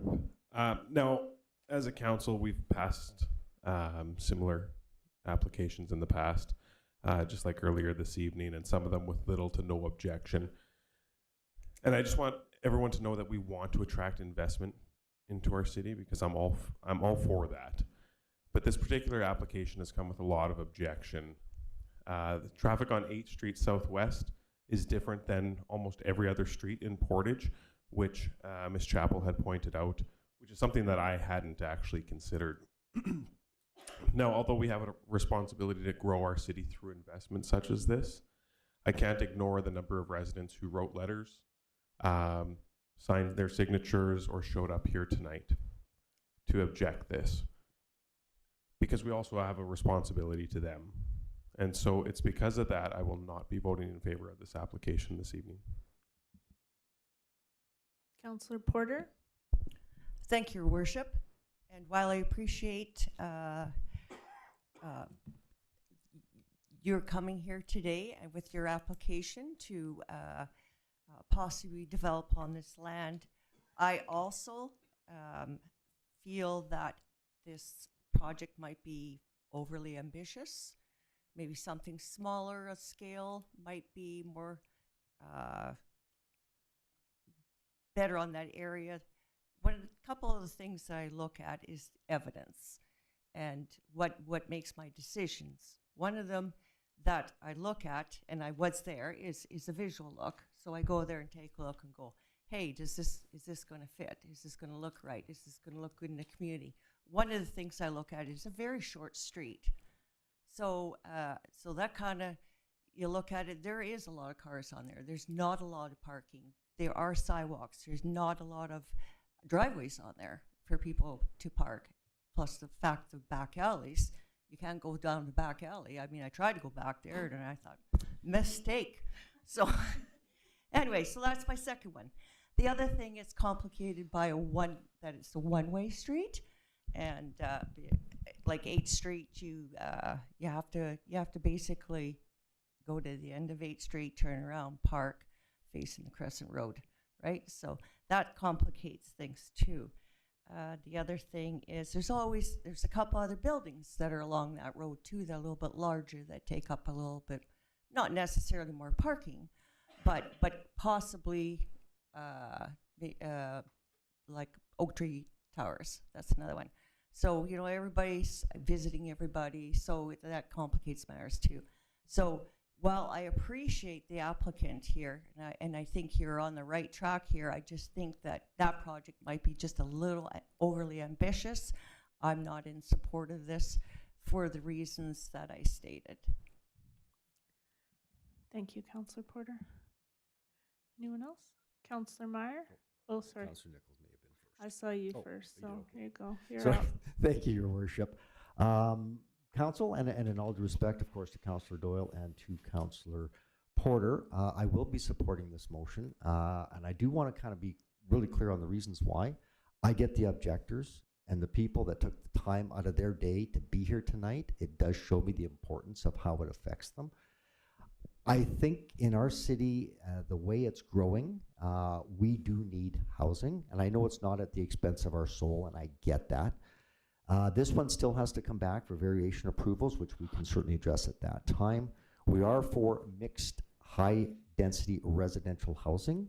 In today's economic world, I just believe it's very difficult to build a single home and try to rent it out and have it a return on investment, which really forces us, a lot of cases, to have to build the duplexes, the fourplexes, the sixplexes, the eightplexes, in order to have a return on investment, in order to be able to attract housing to our community, which is what we really need at the end of the day. So in due respect to Ms. Sullivan and Mr. Dell and Ms. Hughes, Ms. Vicello, and the other speakers out there, I appreciate your comments.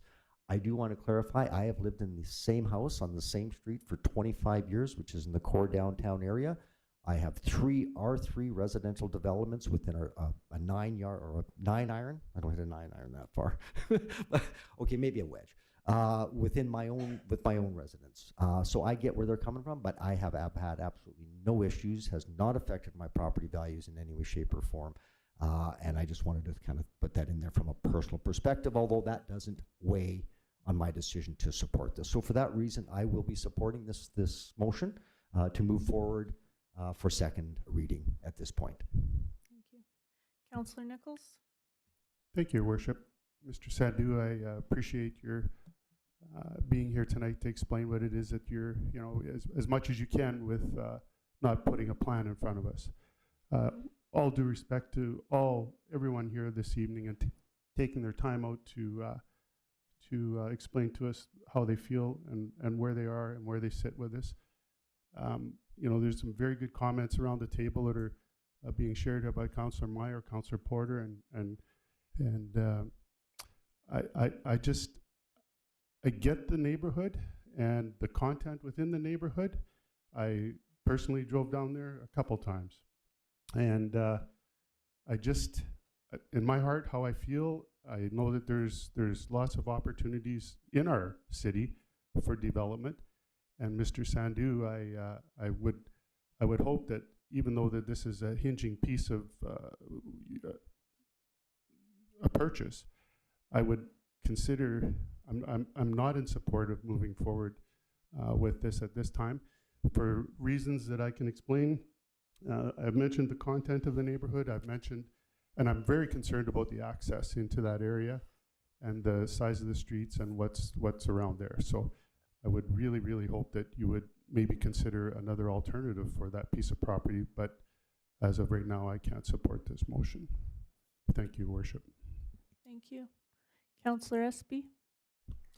Thank you, Your Worship. With respect to all of the objectors, my rationale for not supporting this is a little more simple. I can't take into account the assumed variances that are coming. I can't take into account things like if a tree is going to be cut down, because quite honestly, anybody can cut down any tree they want as long as it's on their property, regardless of what they tell you they're going to do. So my rationale is simply, does an R3 fit in this neighborhood? And having actually gone and visited the site, driven around the neighborhood, seeing how tight that street is, and the challenges that would be presented by any R3, not just this building that would be very similar to the one on Lauren and First, which by the way does fit because it is a corner lot on a busy thoroughfare. I simply ask myself, does this fit? And the answer I keep coming back to is no, it does not. So I won't be supporting the motion. Thank you. Mr. Sandhu, I want to say that I know people who live in your building on First and that they're very happy with that building. So I give you kudos to that. And I know it took some talking about building that building and what went up, and I think it definitely enhances our downtown corridor for being residential. Most people will know I'm a proponent of more development in our city. We need more housing and we need options for everyone. We need options for newcomers, we need options for seniors, we need options for those graduates out of high school that want to get out of their parents' basement and live somewhere. So we need more options for people to live, and multifamily is that. I said I lived in multifamily housing for a long time of my life, right? And so I appreciate that type of housing. The only reason that I'm not supporting this tonight is because of the access in that area. Those streets are very tight, and with Oak Tree Towers there in the back lane not being accessible, etc. That is a big concern for me, and the way it comes off onto 8th, etc. I hope that this developer, who is a positive developer in our community, can find somewhere else to be able to do this type of development in our city. But yeah, and I also want to say I do appreciate people who took the time to come here tonight on a Monday night. You can see what we do on these Monday nights twice a month. But also who were very thoughtful in their concerns when it came to parking, building size, etc.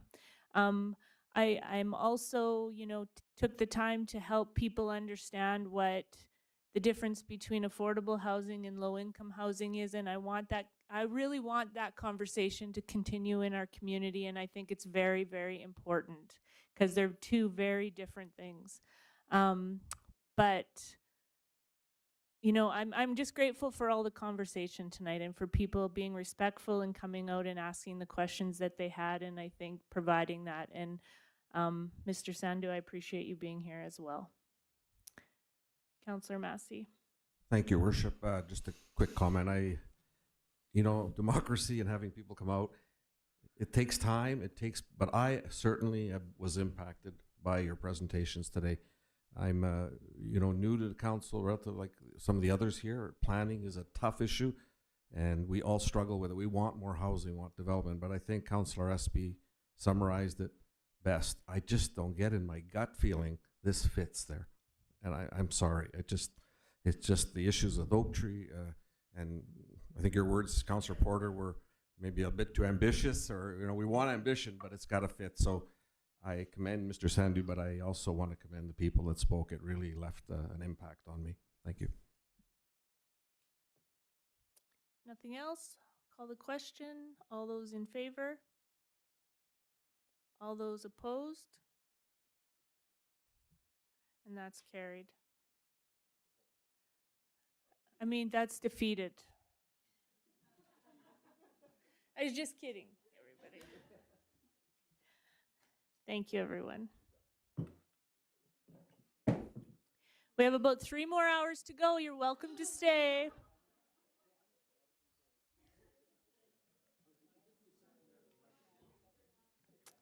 Okay.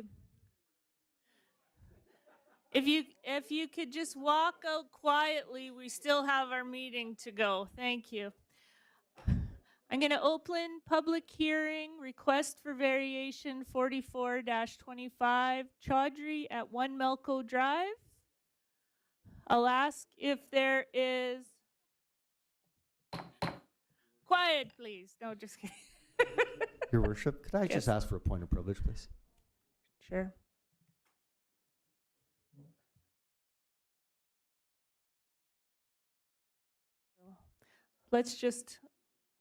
We're just going to adjourn for a couple of minutes to quiet the house, everyone. Thank you.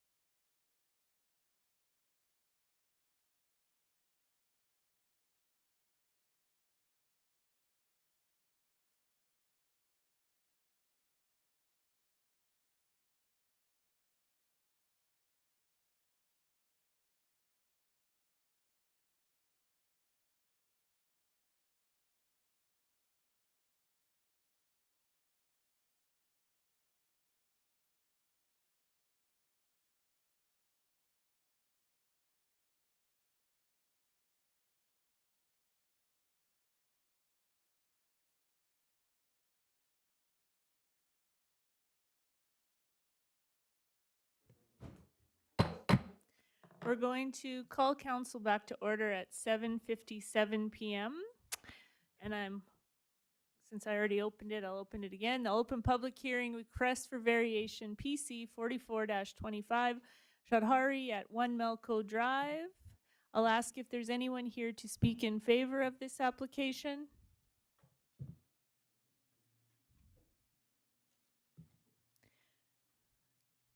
Again, I'll ask if anyone is here to speak in favor of this application. Nope. I'll ask if anyone is here to speak against this application. Yep. Sure. If you want to go to the microphone and state your name for the record, please. And so I'm going to go back to the way, if you could just give me a second, sir. Like we said, we received a letter of objection, which we won't be reading out, but we will read a summary of that objection, please. So one letter of objection was received and 18 people signed another letter of objection for the proposed rezoning scheme for the fence variation. Note that one person who signed the group letter also submitted their own letter.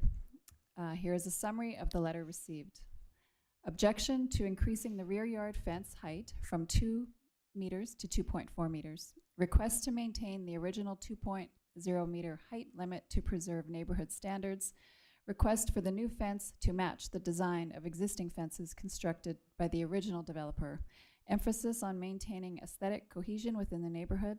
Multiple neighboring property owners within a 100-meter radius signed in opposition to the variance. Signatories include residents from Melco Drive, Tyler Place, and surrounding addresses. Thank you. And now, sir, if you'd like to state your name for the record, make sure your microphone's on there. Yeah. Hi, my name is Corey Gerard, and I reside at 99 Melco Drive in Portage la Prairie, Manitoba. Great. So we had your letter. Is there just a statement? We've had the chance to read those letters, all of us. Is there a statement you'd like to make, or if we just have questions for you, I guess? Yeah, just a brief statement, Your Worship, just to add to the comments that were made there. Overall, the feedback, I was the individual that went around and canvassed the neighborhood with regards to the fence, and the feedback was that it's not something that we think fits in with everything that's there, and that was consistent with the 18 people that were signing off on that. So absent of that, I have nothing further to say. If there's any questions. Thank you. Does anybody have any questions for Mr. Gerard? No? Okay, I'm just gonna first ask, thank you. I'll ask if there's anyone else in here to speak in favor of the application, or no, against the application, sorry. I'll ask if anyone is here who has questions on the application. And then Councillor Meyer, did you want to do that now while it's open? Yes, thank you, Your Worship. And just a clarification, which is fairly simple if I'm reading this right. The maximum rear yard fence height as per bylaw or planning zone is 2 meters. Is that right? Is that right, Mr. Gessel, 2 meters? That is correct. The rear yard is 2 meters. Front yard would be 1 meter. Thank you. I just wanted that clarification. Now I need clarification. Does rear yard mean anyway from the edge of the house back, or what is rear? Rear yard would be anything from, as you said, edge of your house backwards. So it could be the side. It could be anything protruding past the front edge of your house would have to be down to 1 meter. Gotcha. Okay. Okay. Any Councillor Espy? I do have a question because the applicant is not here. They clearly went ahead and built this fence. How did it come to be that they even knew to apply for this? And that will be part of my decision a little bit, but were they aware that they were building it over the limit, or did somebody tell them later and suggested they come in and apply for that? I guess. Yeah, Mr. Gessel can answer that. So the applicants did start building the fence on a weekend. It was noticed by myself for one, which brought it forward to our development officers. We did receive information from city as well through an email, just questioning concern of the height. I believe it was on the Monday following, the development officers did go out and have a look at it to ensure heights were accurate. At that point, they were not, so they did need to apply for a variance, and were made aware of that. We did have further conversations with them as to why the height was originally constructed at that height before checking. Thank you. Mr. Gerard, if you'd like to, you gotta just come to the mic. Just sparked a thought. One question. I know the bylaw talks about the height being 2 meters as the maximum height, and the fence has been built to 2.4 meters. The bylaw does not speak, or does it speak to the design of the fence? So that's something that council can't address. Is there's basically, this is along Meehan Avenue. And everywhere you look along that avenue, the fence is designed one way. By the developer, yeah. By the developer. Yeah. And then this individual has put up something that's visually not very good. Yeah, it could be wrought iron, could be anything. They Yep. just have to, design is different. Then, yeah, for Thank sure. you. Thank you. Councillor Nichols? Thank you, Worship. And this question would be to, just for clarification, this fence now is what height, please? Is it 2.4 now? Mr. Gessel? Just give me a second to check the reading. Oh, yeah. I believe it's being requested to be cut down 4 inches, so it would be, finished height would be 6'9", 6 foot. I think the maximum was 7'4" they could go. So it's currently just under 8 feet. On It's the 2.4 outside. and needs to be 2 meters. Yeah. Yeah. So on the outside, along Meehan Avenue, it does appear higher because of the slope of the yard. Yeah. When you're in the yard, it only appears when you measure it to be to be around 7 feet. So there's such a gradual drop. So it's basically going from the outside that it needs to come down. So, thank you. But that would be the measurement that would use was the outside height, okay? And currently now it is over 2, correct? It is over 2. Thank you. Okay. Any other questions before we close the public hearing? Okay. Just have a- So this should be, who's this like? Oh, sorry, it'll be to the builder, actually. Okay, yeah. Because some of these we can answer once we close it too within our decision. okay. But if you want to ask, you go ahead, Mr. Gessel. Oh, yes, I just wanted to know, like, was the back fence already built? Was it built the same time as the side fence? Like, you know what I'm talking about? It's attached to the house, goes to the back, and then the back is just very much No, shorter. so there was pictures sent. I'm not sure if you have the other pictures of the side, but the backyard was on Oxford Common, technically, on that property, which was built by a different developer running that way. Their fence did have immediate hydro boxes there, so they jutted around it, and then continued to build it along Meehan and up to the side of the house. So the backyard fence is actually an existing fence. I couldn't say how many years it's been now. But the side fence along Meehan and up to the front of the house there is what was constructed. Thank you. Okay. Any other questions before we close the public hearing? Okay, Councillor Meyer. I'll ask for a motion to close the public hearing. Thank you, Your Worship. Be resolved, and I so move that the public hearing for variation PC 44-25 for Chathari at 1 Melco Drive now be closed. Moved by Councillor Meyer, seconded by Councillor Nichols. All those in favor? And that is carried. Councillor Meyer. Thank you, Your Worship. Council, in front of you, of course, is a request for variation for Prat Kumar Chowdhury at 1 Melco Drive, Lot 11, Block 2, Plan 55015. The issue is to vary the maximum rear yard fence height of 2 meters to be increased to 2.4 meters, As always, with variances, we have the opportunity to approve the variation or to deny the variation. Kumar Chaudhary is applying for a variation in order to vary the maximum rear yard fence height. The building is currently in an R3 residential multifamily zone. The fence, though, had already been constructed by the owner. Therefore, the variation is already needed to meet bylaw requirements. The application has been circulated to various city departments with a concern that there's a uniform fence that runs along the street and the fence will look out of place. And then, of course, we recognize the objector tonight. Public notices have been sent to all property owners with a 100-meter radius. Administrative Council recommendation, and I so move, that the Council of the City of Portage la Prairie approve the variation request of Kumar Chaudhary to vary the maximum rear yard fence height of 2 meters, increased to 2.4 meters in an R3 residential multiple family zone at the property known as 1 Melco Drive, which is legally described as Lot 11, Block 2, Plan 55015 in the parish of Portage la Prairie. Moved by Councillor Meyer, seconded by Councillor Nichols. Any questions or comments from council? Councillor Meyer? Thank you, Worship. I struggle with these, as we have in the past. Again, begging forgiveness sometimes rather than asking permission, whether the applicant knew or not what the actual bylaw was, is really not a big concern.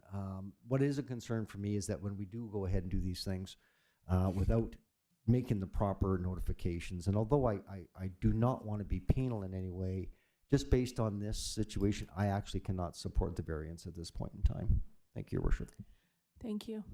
Councillor Espy? Thank you, Your Worship. I struggle with this one a little bit, because the applicant has not shown up to answer any questions of us, from us rather, but we are having this debate based on height and height alone. And having recently moved out of that immediate area, I can't say I was the biggest fan, but it never did it cross my mind, hey, that fence is too high, and we're talking about a matter of inches. Now, I know it's a technicality, but if we have them cut down 4 inches off the top of that fence, it's not really going to solve any of the other concerns. So I'm a little bit torn on this, but based on the fact that it's coming in after the fact, and I have nobody here to ask any questions of, I won't be supporting it. Thank you. Can I just ask for clarification, just so I am understanding? We're talking 4 inches? 0.4 meters, right? That needs to come off. 18 inches. Okay. Well, the variance is for higher than 6'5", so they'd actually be looking at the maximum of 7'4", so you're looking at about 8 inches, less 6 inches having to be cut off in order to meet that variance they've applied for, if that makes sense to you. Okay, I'm confused. So your maximum height on a fence is 2 meters, which is 6'5", maximum height. Okay. They have applied for a variance to go to 2.4 meters. Okay. If it doesn't pass, they have to cut off 0.4 meters. Right? Yep, or remove their fence, I guess. Or remove the fence. Okay. Counselor, I'm going to go back to you, Counselor Espy, because you just asked the last question, and yeah. My question is, the fence that is uniform all the way down there seems like it's higher than the maximum amount right now. Can I ask planning what that height is, and was there a variance applied for?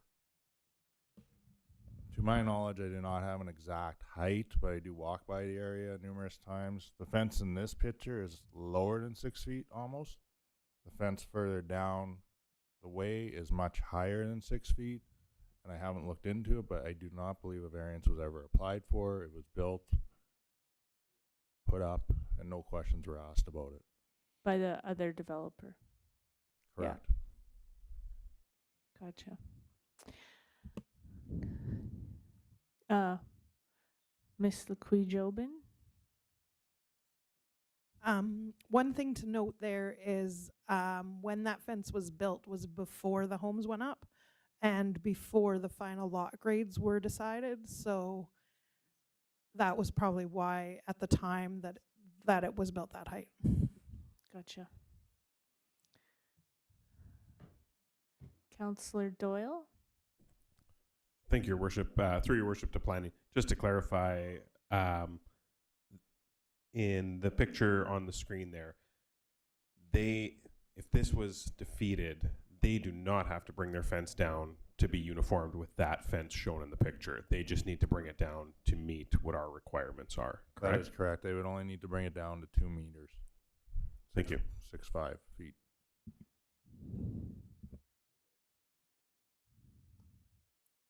Okay. Councillor Meyer? Thank you, Your Worship. Please forgive my my confusion, but when it states in the report to council, two questions now, but first question is, with the concern that there's a uniform fence that runs along the street and the fence will look out of place.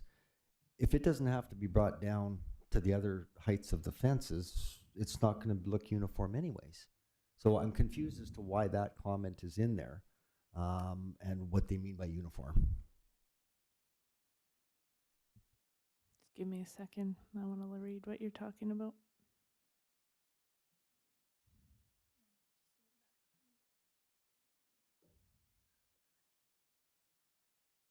And then I just have a follow-up question.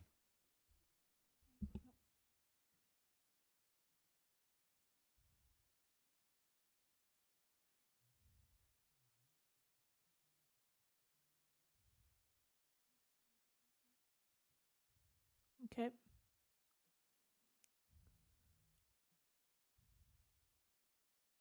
So a city department, did any of our city departments want to comment on that comment? About the uniform?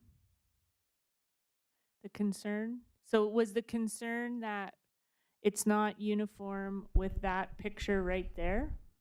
Or with the fence that looks different across the road that runs all the way down? The concern was brought forward that it doesn't meet the same visual appeal as all the other fences along the street. Okay. Which, as planning, we have no control over. There's nothing in the bylaw or in regulations stating what type of fence has to be built. Aside from it can't be barbed wire, things like that. Yeah. The only thing we really have control over is corner sites of fences, heights of fences. We don't have control over the location of them either. It becomes a neighborly dispute if it's not on your property. Gotcha. Okay. That's good. And just my follow-up question. Councillor Meyer? Thank you. So this thing isn't passed. They have to lower the fence by 0.4 meters. That's still going to be higher than everything else that's around? That's the question I'm asking. Like, I'm not talking about... It'll be higher than the one fence behind it. It may be lower than the actual fence that was built by the developer once it's brought down to 2 meters, which is the regulated bylaw. As in the long fence we're talking about along that road, yeah. Because it's higher than 2 meters.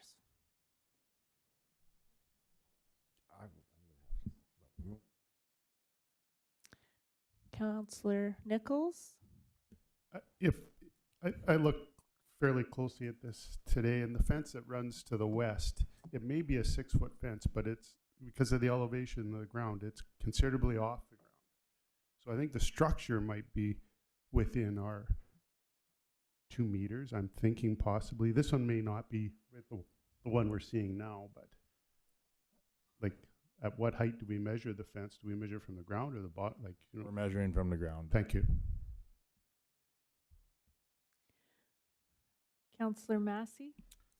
Thank you, Your Worship. I won't be supporting this. I think it's, from my perspective, planning is about people coming forward here and like the last group and making their case. And we have no one to talk to about this, and we're all debating it among ourselves. And I don't think delaying this is going to hurt anything. So I think at least have the person come here. So I'll be not supporting it. So so you mean you're going to vote against this so they have to cut down the fence? Is that what you're saying? I just want to be clear. Yeah. So you're clear. Yeah. I would say I would probably, I don't know if it's what the proper procedure is, table it for next council meeting and ask the person to attend, whatever that. Are you asking for a motion Yes. to table? Yes. So second.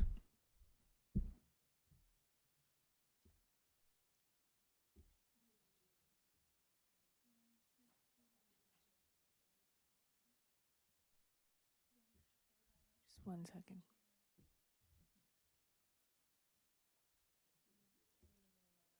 Just give us a second.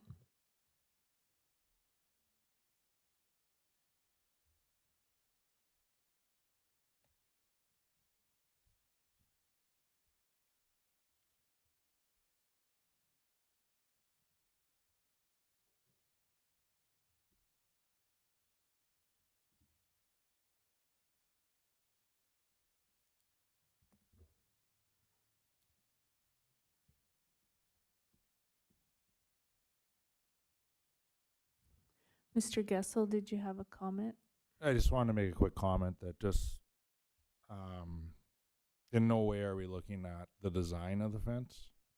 Just a reminder that we're only looking at the height of the fence. That's the only thing being applied for. So just so everybody's clear on that and we take that into account. Thank you.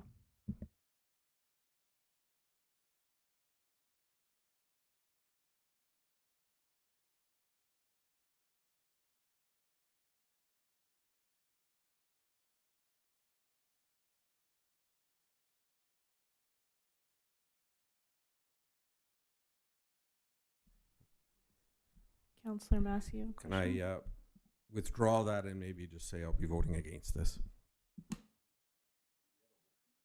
Sorry, Your Worship, we have a motion on the table. We're determining if we can table or just adjourn this and come back.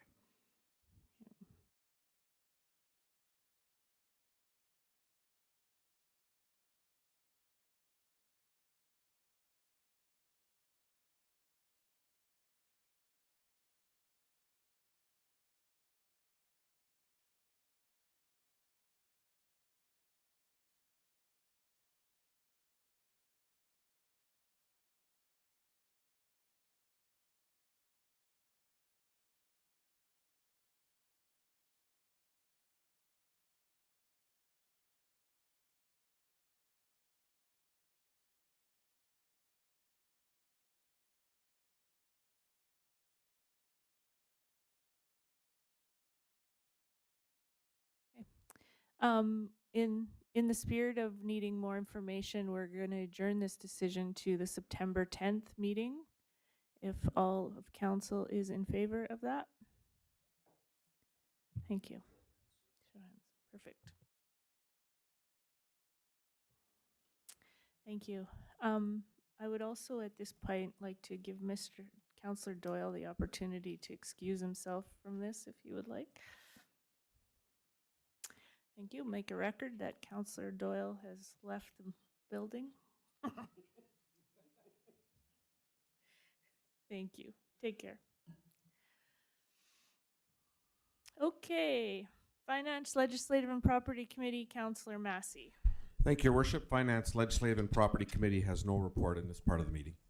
Thank you. City Planning and Economic Development Committee, Councillor Meyer. Thank you, Your Worship. City Planning and Economic Development Committee has nothing to report at this point in the meeting. Thank you. Community Services Committee, Councillor Espy. Thank you, Your Worship. The Community Services Committee has nothing to report at this point of the meeting. Thank you. Waterworks Committee, Councillor Nichols. Thank you, Your Worship. Waterworks Committee has nothing to report at this portion of the meeting. Thank you. Transportation Committee, Councillor Porter. Thank you, Your Worship. Transportation has nothing to report. Thank you. Public Safety Committee, Councillor Massey. Thank you, Your Worship. Public Safety has nothing to report in this part of the meeting. Thank you. We have no deferred business. We'll move right into new business. Second quarter financial statements. Finance Committee, Councillor Massey. Thank you, Your Worship and colleagues. This evening you have before you the second quarter financial statements and projected year-end balances. You've got the analysis there of the variances. We have nothing really outstanding that needs to really be brought to council's attention, other than you'll see the difference between the expenses and the revenues for both the general fund and the utility fund. The next one will probably be a lot closer to year-end projections and that, and so on. So nothing here unless council has any questions. I would move that the Council of the City of Portage la Prairie approve the 2025 Q2 financial statements as presented. Moved by Councillor Massey, seconded by Councillor Meyer. Any questions or comments from council? All those in favor? And that is carried. Next item of new business, first reading of bylaw 25-8783, zoning amendment. Nope. Yep, sorry. Sandu at 653 3rd Street Northeast. I thought I had flashed back there, but I didn't. So, Councillor Meyer. Thank you, Your Worship. Council, in front of you is a rezoning application. Tonight is a request for first reading. The issue is to commence the zoning amendment process by rezoning the above listed property. There is a Schedule A and a sketch attached to your package. To rezone it from R1 residential single family zone to R3 residential multiple family zone. To the City of Portage la Prairie zoning bylaw number 218724 and by giving bylaw number 258783 first reading. The property in question, as I just mentioned, and is presently zoned R1. The Portage la Prairie development plan states we talk about housing mix and affordability, we talk about housing supply, we talk about infill development. The application was circulated to various city departments with no concerns at this time. The application was circulated to the province for review and comment, the application will be circulated to the province for review and comment if first reading takes place. And as per Section 74 of the Planning Act, Council shall indicate its intention to enact a zoning bylaw amendment by giving first reading and then proceed out with public notice. With that said, with the information in front of you and its administrative recommendation, and I so move that the Council of the City of Portage la Prairie give bylaw number 258783 first reading, and that the public notice be provided as defined in Section 168 of the Planning Act. Moved by Councillor Meyer, seconded by Councillor Nichols. Any questions or comments this time? No. All those in favor? And that is carried. Thank you.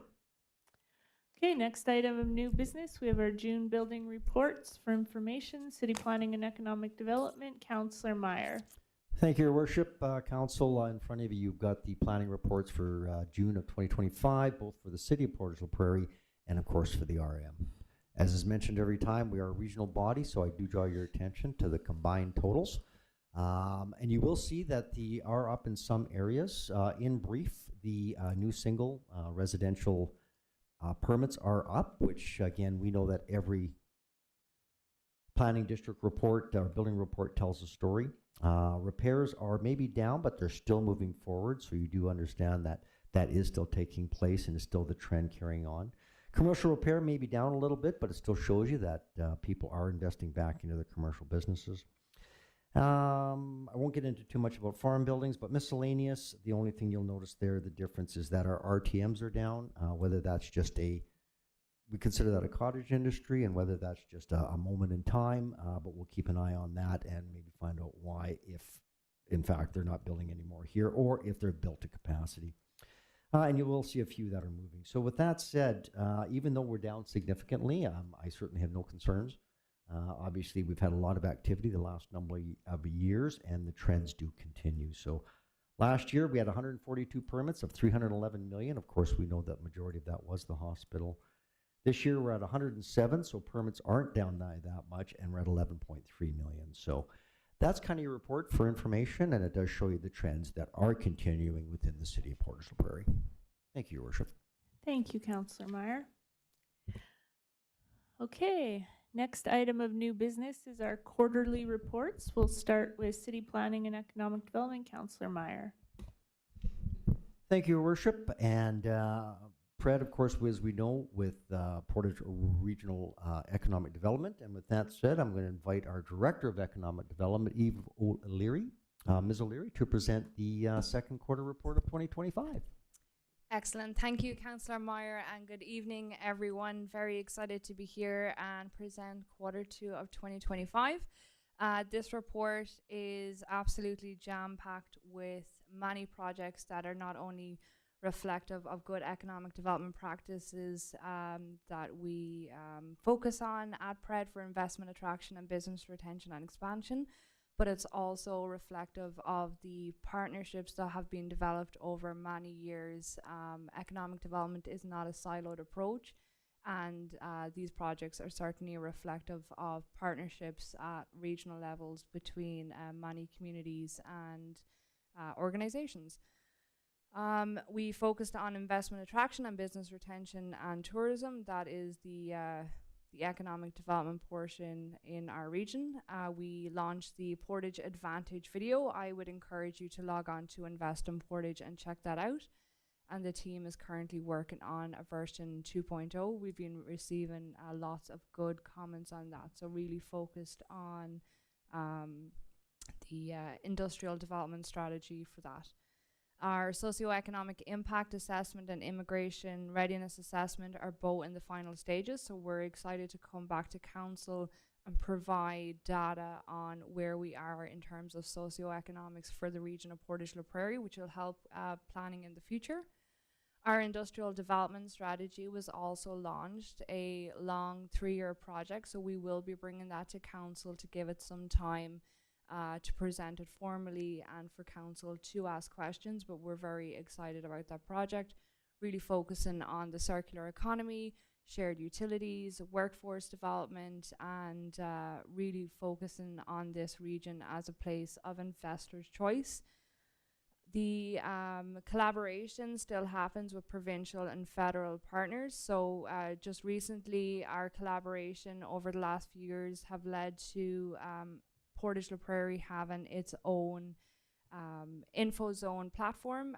So basically we're featured there with other major cities across Canada. So which is a great news story of why communities in our region and in our province really need to be investment ready. So again, another reflection of why we take these steps we do at PRED. The new tourism guide has been published and has been circulated. And we're also preparing for our 3rd annual Developers Day. So we're very excited to host our wonderful region again this year on August 27th. Again, a reflection of partnerships. The SETI program is really doing well and is having their first Prairie Unity powwow, which is really going to be important to move forward with reconciliation and really educating and empowering our Indigenous communities and the amazing work that goes into the partnerships that have been developed with our First Nation partners. The Park Committee is gearing up again for business walks in 2025 in September. And last quarter, we released the retail crime report, so we encourage you to check that out on our website as well. And then we continue to focus on regional partnerships, working with our industrial development team, our economic response team, and the tourism committee, along with our board of directors and both councils to ensure strong economic development for the region of Portage la Prairie. Thank you. Any questions for Councillor Meyer or for Ms. O'Leary? Anybody? Councillor Espy. I was going to save this for later, but I will ask now, seeing how it was mentioned, through your worship to Ms. O'Leary, would that Pure Unity powwow be happening from December 19th to 21st at Stride Place? Absolutely, and we would encourage you to check out the social media pages that are created to keep everybody informed on the amazing events that's going to happen in December right here in our community. And I heard that it's a competition powwow, not traditional. Lots of prizes to be won. Councillor Espy. Did anybody mention that it was a partnership between Long Plain, Dakota Plains, and the city of Portage la Prairie? First of its kind partnership in Canada? No, nobody mentioned that. Awesome. Councillor Meyer. Thank you, Your Worship. No questions, just a comment, and that was absolutely perfect. I've been fortunate enough to be chair of economic development here for the last 7 years. I've seen the PRED department grow considerably over the last number of years, and I always feel that maybe we should be reading the building reports after the PRED report. We do know that economic development doesn't always relate to brick and mortar. It's related to creating the environment through a combination, of course, of brick and mortar, of investment into our business, whether it be industrial, commercial. Of course, tourism is a big, big portfolio as well. So I just want to just really put my hands together for PRED for what they've been doing over the last number of years, and really point out that these reports really show that with the data that we have, we're really on the cutting edge. And I strongly believe, and this is not to blow smoke, that we've become the gold standard of what economic development means to a region. And I really think Portage and the RM of Portage la Prairie are going to see leaps and bounds of investment in tourism and brick and mortar buildings over the next number of years. We're continuing in partnership with the city and infrastructure, blah, blah, blah, and so on. So anyways, I just wanted hands off to them and to the planning district for the work that they do. Kind of the unsung heroes, you don't always see it. So thank you, Your Worship. I appreciate the time. Thank you, Councillor Meyer. Okay, Community Services Committee, Councillor Espy. Thank you, Your Worship. I have 4 second quarter reports to go through, but for the first 2 of them, I will, through Your Worship, call upon Executive Director Mary Kozar for the PCRC, followed by Suda Kachicha. Thank you, Councillor Espy. During this past quarter, our local immigration partnership program unveiled the Portage Poultry Pals, which saw children learning about chickens throughout the raising period in the RM, I might add. And then at the end, they were able to take home a chicken to roast. And the PLIT program has been working with a multitude of multicultural ethno associations and ensuring that they can organize the way that they would like. So that is ongoing work. We did see a very full bike week and flag raising ceremonies in June. Our youth hub has been very busy through this past quarter, which has seen a number of youth be connected to volunteer opportunities, different trainings, and all kinds of resources that they might need. We are also working with Dr. Chad Nelson, who we previously worked with for the Hub project to do some work on broader community strategy alongside our Youth Hub. And they have been doing an excellent job partnering with other organizations.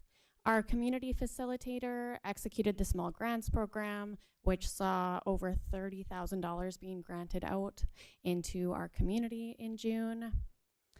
We also hosted Spring Beautification Days, which saw tons of schools and local residents do community cleanups. Our Touch a Truck event for Public Works Week saw over 400 attendees. We've been continuing to work on the Community Safety and Wellbeing Plan and are excited for when that's unveiled. We have also added a full-time wellness counselor position along with a 0.5 cultural support navigator position to our Wobokia program for further support. And that's supported by Manitoba Justice. Our Reaching Home program and intensive case managers provided housing support, harm reduction support, and eviction prevention measures. They housed a few families this past quarter, but there was a lot higher demand for affordable housing, and so that has been ongoing work.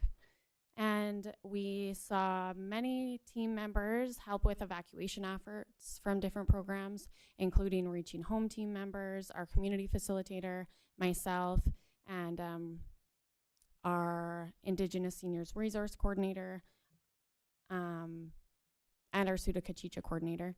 But our Indigenous Seniors Resource Coordinator also assisted 40 seniors with transportation, coordinated yard care, and hosted 3 monthly gatherings. And then for Suda Kachicha, we had an excellent opportunity to send that coordinator to an Indigenous women leadership training in Banff. So she got to spend a full week there. And it was excellent networking and information. There was even a water ceremony in a mountain cave that everyone got to participate in. So that was amazing. We've been continuing to plan for the cultural space in the island.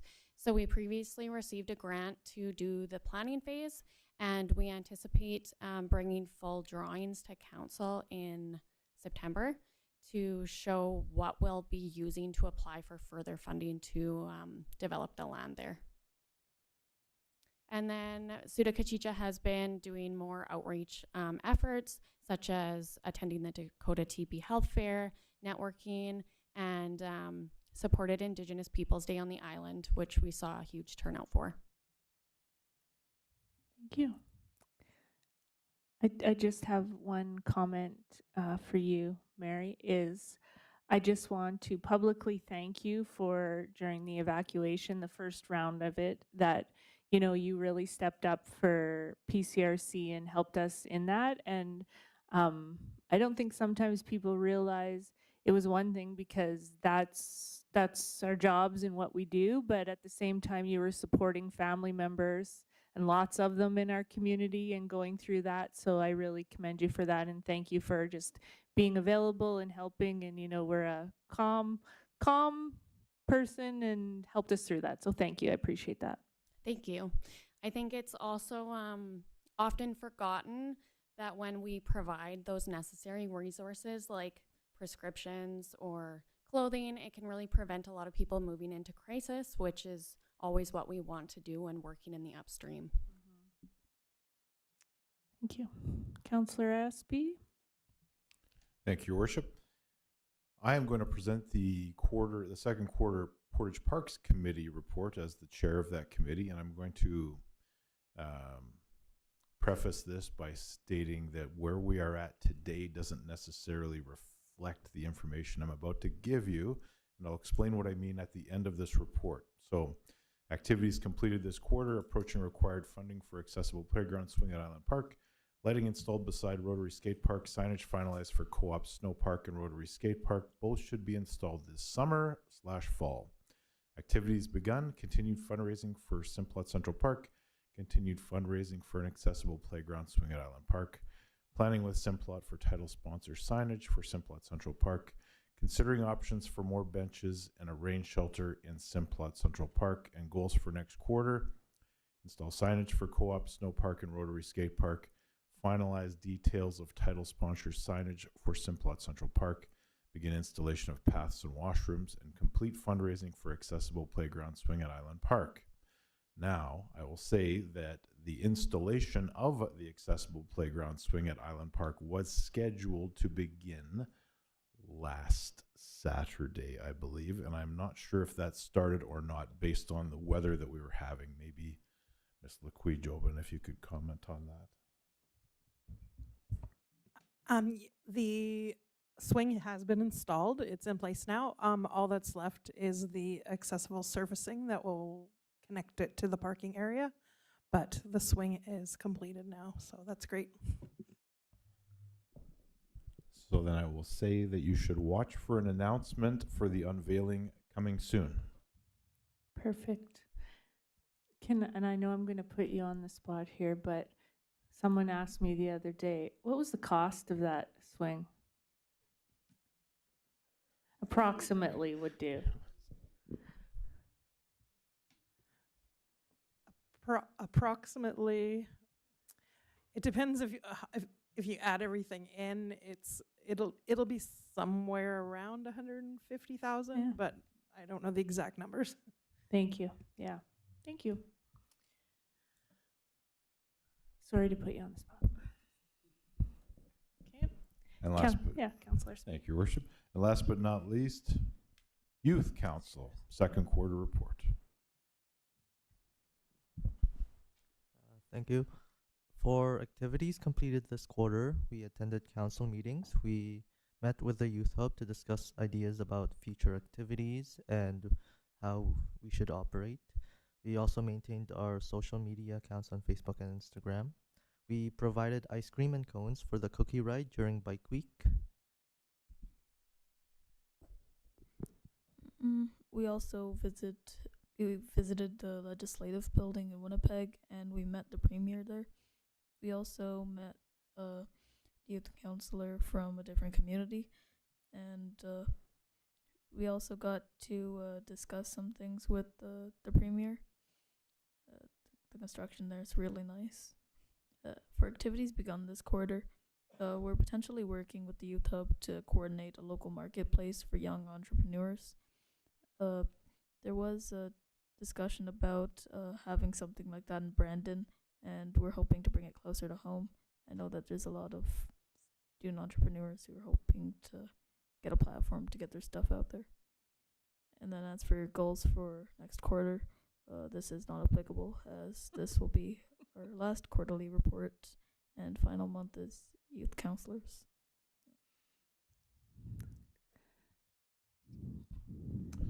Then I will say thank you both for your service to your community, and well done in your role as youth counselors.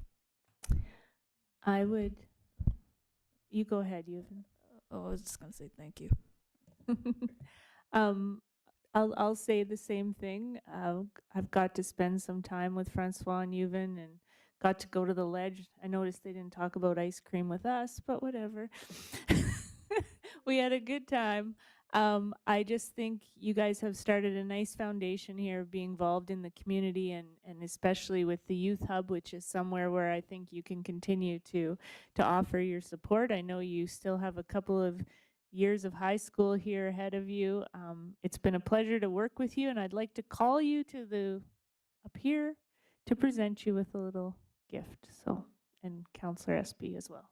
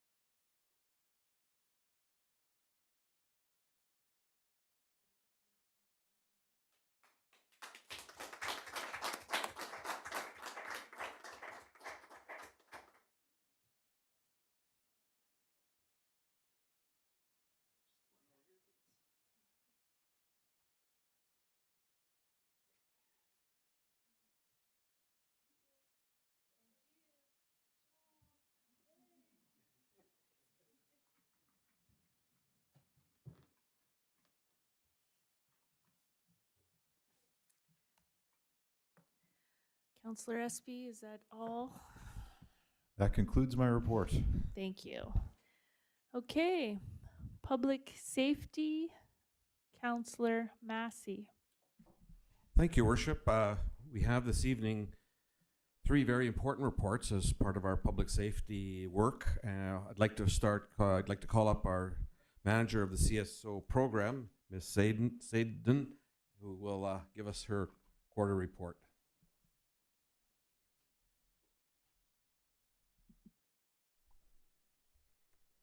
Good evening, Your Worship. Just make sure you speak in I your, would do that every time. don't I do that every time. Okay, there we go. Good evening, Your Worship, and all others attending, council members and others here. We're going to start with statistics for the Community Safety Office. We're going to turn that a bit.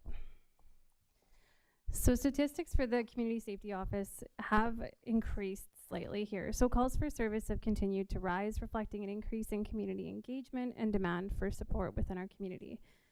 The CSO office responded to 108 calls in the first quarter, comparatively to now, with the second quarter being 197 calls, demonstrating a significant upward trend in activity and awareness. I won't go through each individual one, but I will note a couple that have increased significantly. Some of our bylaw and ACO calls, just not to take away from bylaw itself, but we're finding with our extended hours, some of these calls are coming in a little bit later in the evening, and we're finding that those are something that we're dealing with as well. Intoxicated persons calls have increased a slight bit from 4 in the first quarter to 10 now. We're seeing that continue to increase even in the beginning of the third quarter.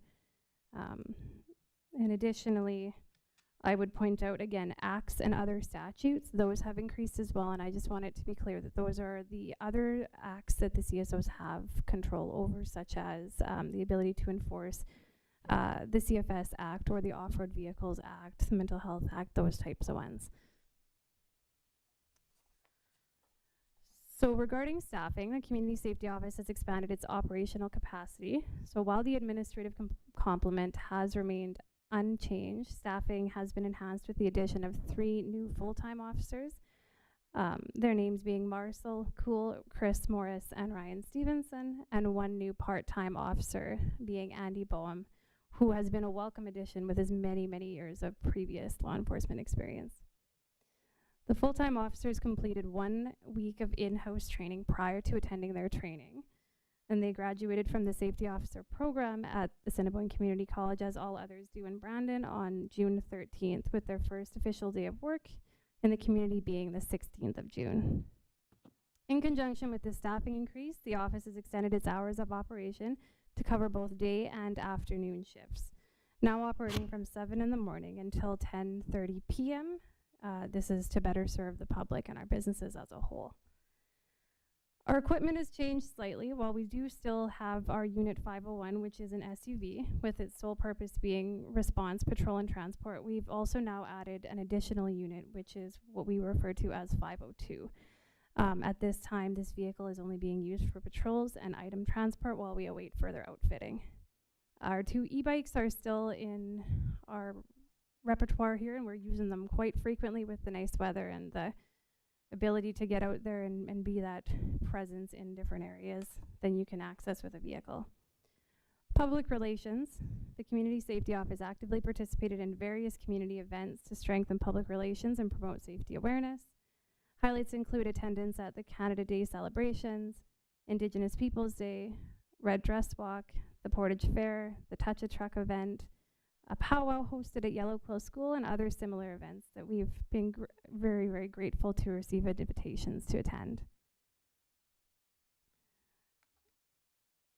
Additionally here, officers have also been out and about delivering school and bike safety presentations and supported the Holiday Avenue project with providing traffic and safety control and trying to get as much information out there as we possibly can about the bike safety side of things. For projects, going back to the new unit that we have here, a vehicle tender was awarded to Portage Toyota for the acquisition of a new truck for our community safety office. Just in case there are any questions or concerns around that, due to some challenges related to law enforcement specific outfitting for the vehicles and the emergency equipment, the original vehicle was exchanged for a truck from the fire hall, to which the fire hall now possesses the Toyota vehicle, and we've been now able to obtain a 2023 Ford F-150, which is significantly easier to outfit and put all of the emergency equipment in that we need.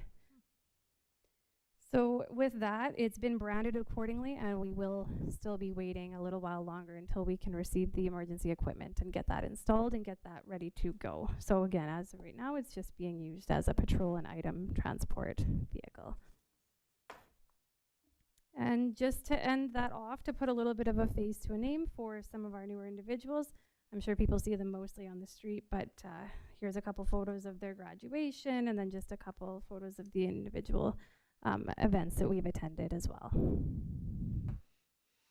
Thank you. Does anybody have any questions on the CSO program?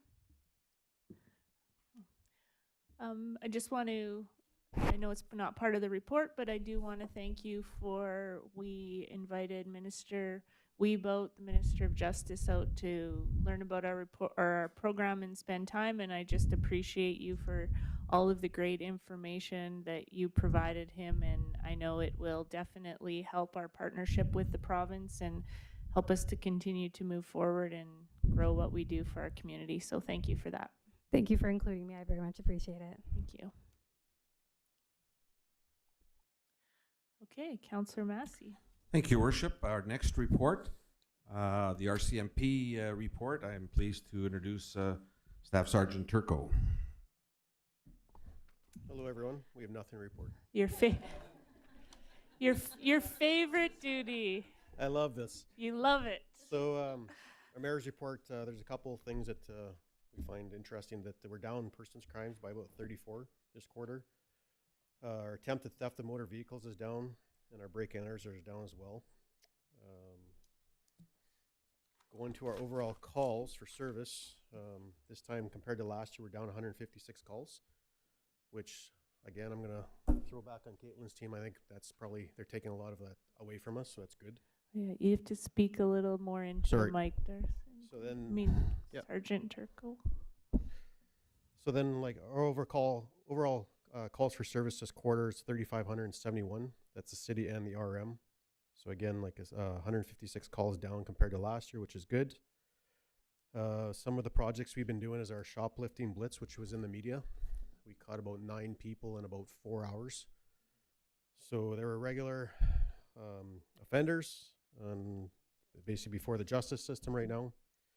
We're actively doing search warrants as well for troubled houses. Anything to do with drugs, we're trying to do the search warrants on them. And our GIS guys who are undercover units is actively looking for people who have outstanding arrest warrants. So hopefully get a few more people off the streets that shouldn't be on the streets. And that's really all I've got for this quarter. Thank you. So I just want to say what you said there to make sure that our media partners heard that probably our collaboration and investments into layered policing and public safety with our CSO program and collaboration with the RCMP is making a real difference in our city. Well, stats show it. Stats show it. Stats Exactly. don't lie, and like I said, we're down 156 calls just this quarter, and I assume it'll be even probably next quarter be the same. Excellent. Hopefully. Excellent. Yep. And I just want to also say to you, thanks also for your involvement and your members' involvement with our evacuees and what's happening in the communication that we've had on that front. I know I appreciate it because we always talk about, this is our city where we have to work together and make sure that we're all in the know of what's going on. So I do appreciate that. Thank you. Anyone else have any questions for Sergeant Turco? Thank you. Well, thank you. Painless, that presentation. Councillor Massey. Thank you, Worship. And our last report under public safety, Mr. Adamski on bylaw enforcement.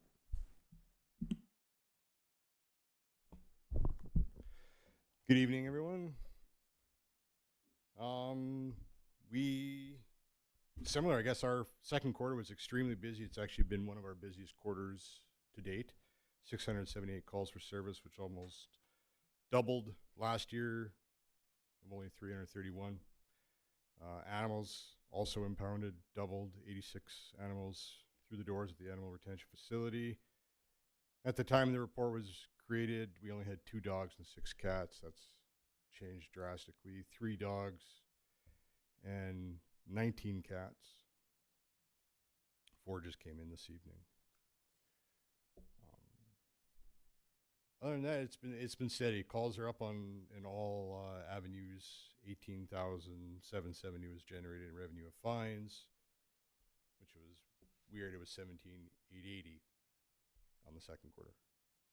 So training's increasing for our guys. We're sending them, well, not sending them away, but taking new courses. The National Animal Care and Control Association's offering some good online training. It's a lot more in depth into some of the laws and things for animal care that bylaw can enforce. So these guys are getting it's a 40-hour course online, so it's a lot better than the 8-hour course that they did take before. So otherwise, there is no in-person animal control courses in North America.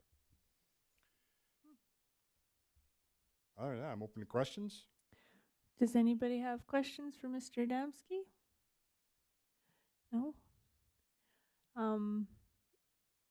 I don't, sometimes you don't know when the stats go up, as if there's more issues or we're doing a better job of communicating and people know that they can report to bylaw. So I'm going to count it a little bit of both for sure. So, and that they're being responded to. So thank you.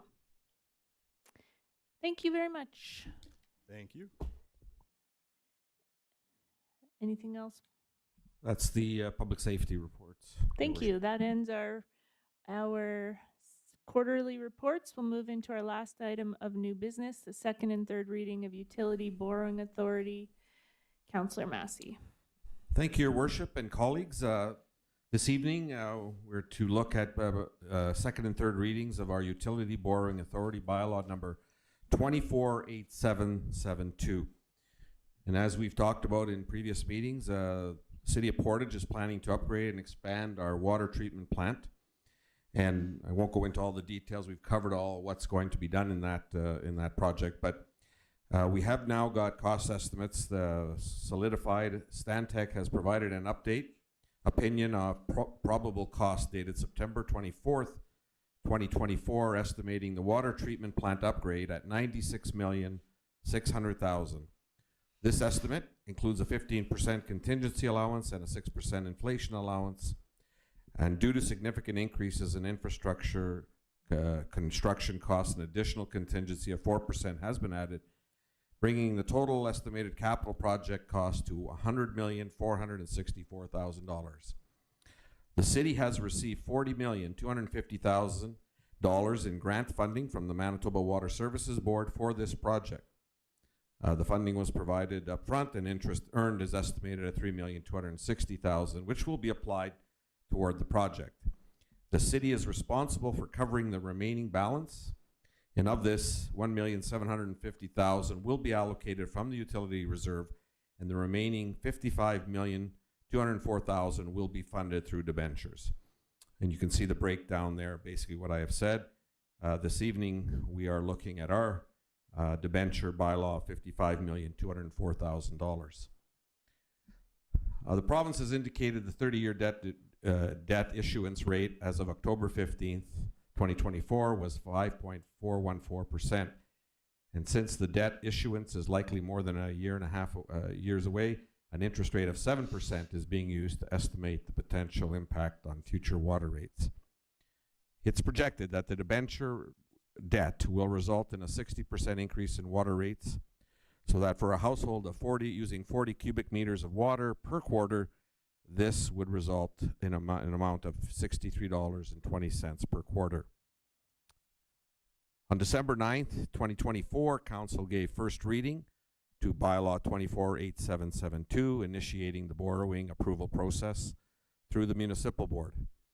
And at the same meeting, you may recall, Council passed a resolution to request approval in principle from the Public Utilities Board to recover debenture payments through utility rates. The Public Utility Board has issued Board Order number 2125, granting approval in principle to recover debenture payments through the utility rates.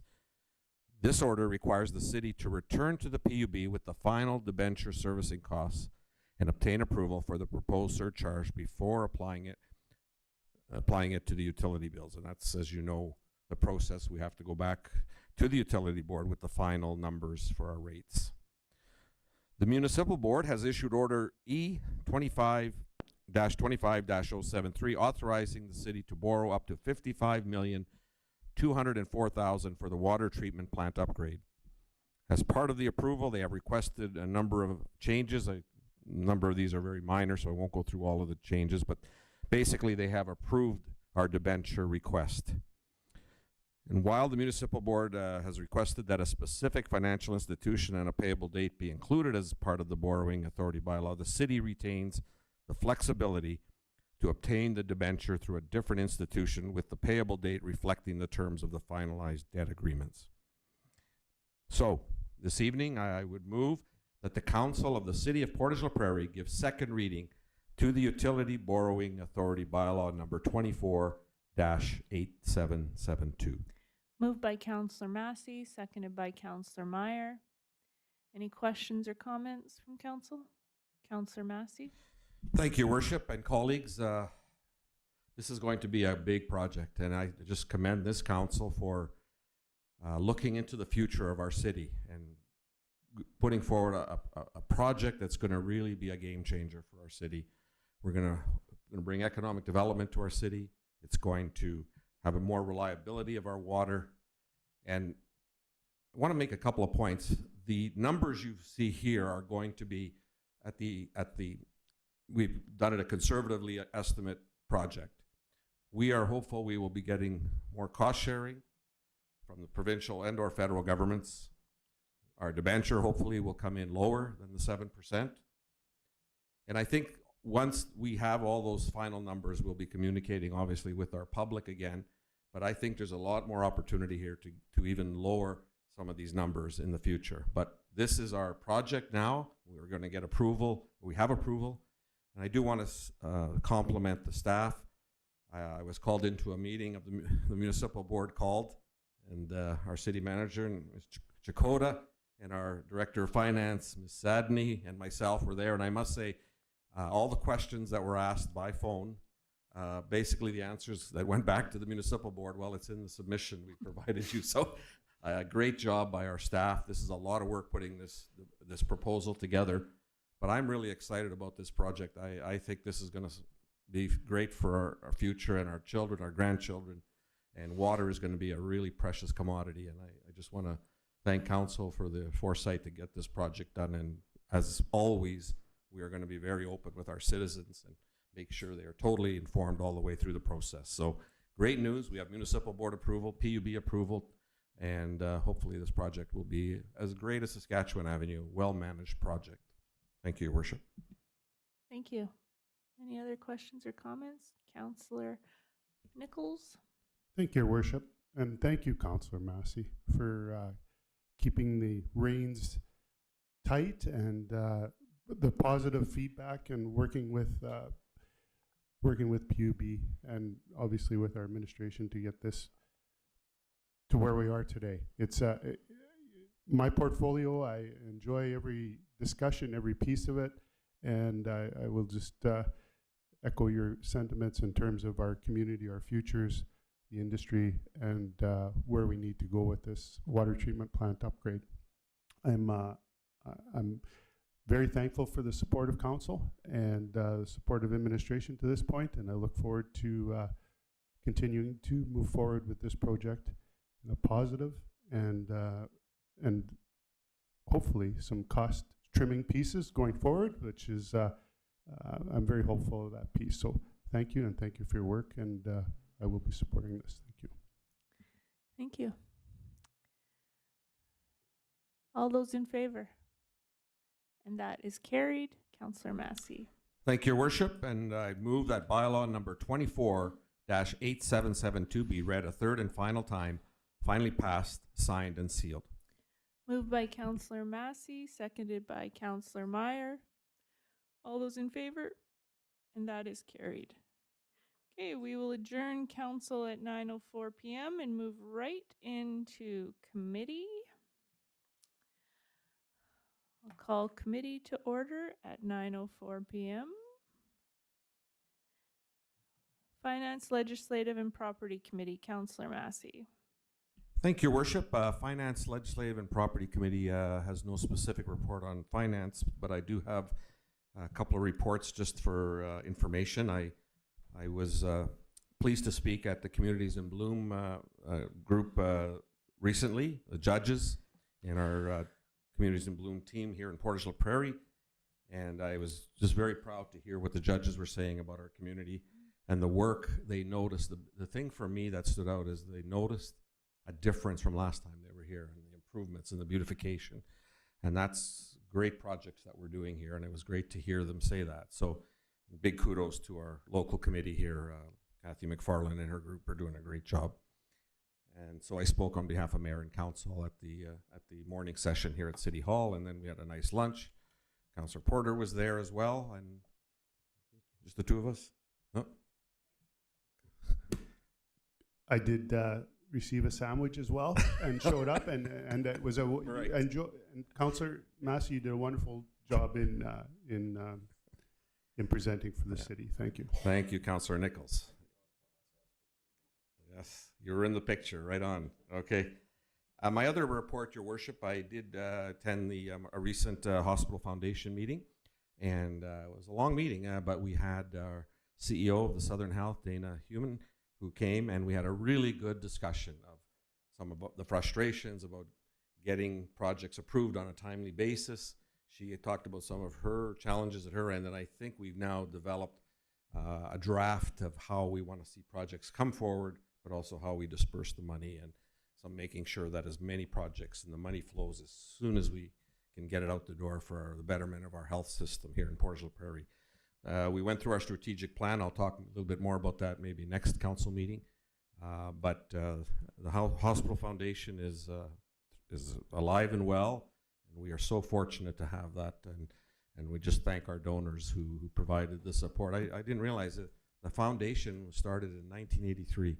So when you see the monies they have and the work that's been done since that time, it's great for the city of Portage la Prairie to have that source of funding. So great board to be with, and our executive director, Tara Petger, really is passionate about the foundation and the work they do. So thank you, Your Worship. Thank you, Councillor Massey. Okay, City Planning and Economic Development Committee, Councillor Meyer. Thank you, Your Worship. City Planning and Economic Development Committee has nothing to report in committee tonight. Thank you. Community Services, Councillor Espy. Thank you, Your Worship. Community Services Committee has nothing to report this evening. Thank you. Waterworks Committee, Councillor Nichols. Thank you, Your Worship. Waterworks Committee has nothing to report as per se, but I would like to take a little bit of an opportunity and time here. We have just a respectful plea. We have a number of construction sites going on within our city right now. They run from the new hospital piece. There's an apron that's being done out there. And what I want to speak to is just a little bit about barricades and the purpose and the intent and the need for those. Number one, they're protecting the workers behind those barricades. They're protecting cyclists, pedestrians, and vehicles for that matter. So we've got it all over the city. There's detours set up. There's just about any spot in the city right now in areas you can see that going on, and that work is so valuable. And this is the time of season to get it done, so we're diligently going about that. But I would just ask that people be respectful of those barriers and barricades, speed limits, detours, because there's somebody behind each one of them that is wanting to go home that evening and share time with their family, and it's important that we follow and obey those. So I just ask that that message be sent out, and and we'll get that work done for us this summer. Thank you. Thank you. Transportation Committee, Councillor Porter. Transportation has nothing to report, but I would just like to bring up a few things. I agree with the Councillor Nickel that there's a lot of things going on right now. Thanks to everybody for your patience. It's not going to be a 3-year thing like Saskatchewan Avenue with the Crescent, even though like they're doing it in parts, but you're going to see it go quicker. They're not going to be working on it for the next 4 more years. It's going to be great when it's done, but there are other parts of the city that need to be looked at too, so they're getting done, and just have patience.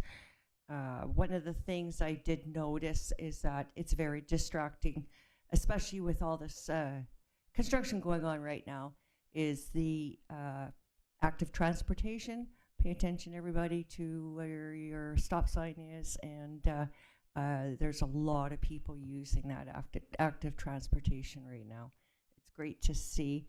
I know myself and my grandchildren, we've been down Saskatchewan Avenue. We tested it out all weekend.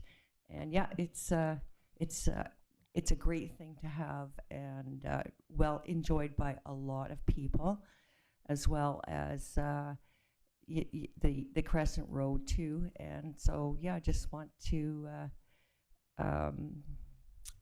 just remind people that there's a reason why all these things are getting done right now in different areas. It seems like a bit of a maze, but some things will get done sooner than others.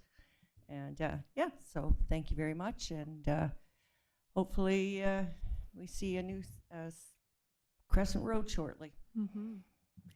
It's not Manitoba without construction season, for sure. Public Safety, Councillor Massey. Public Safety has no report for committee this evening. Thank you.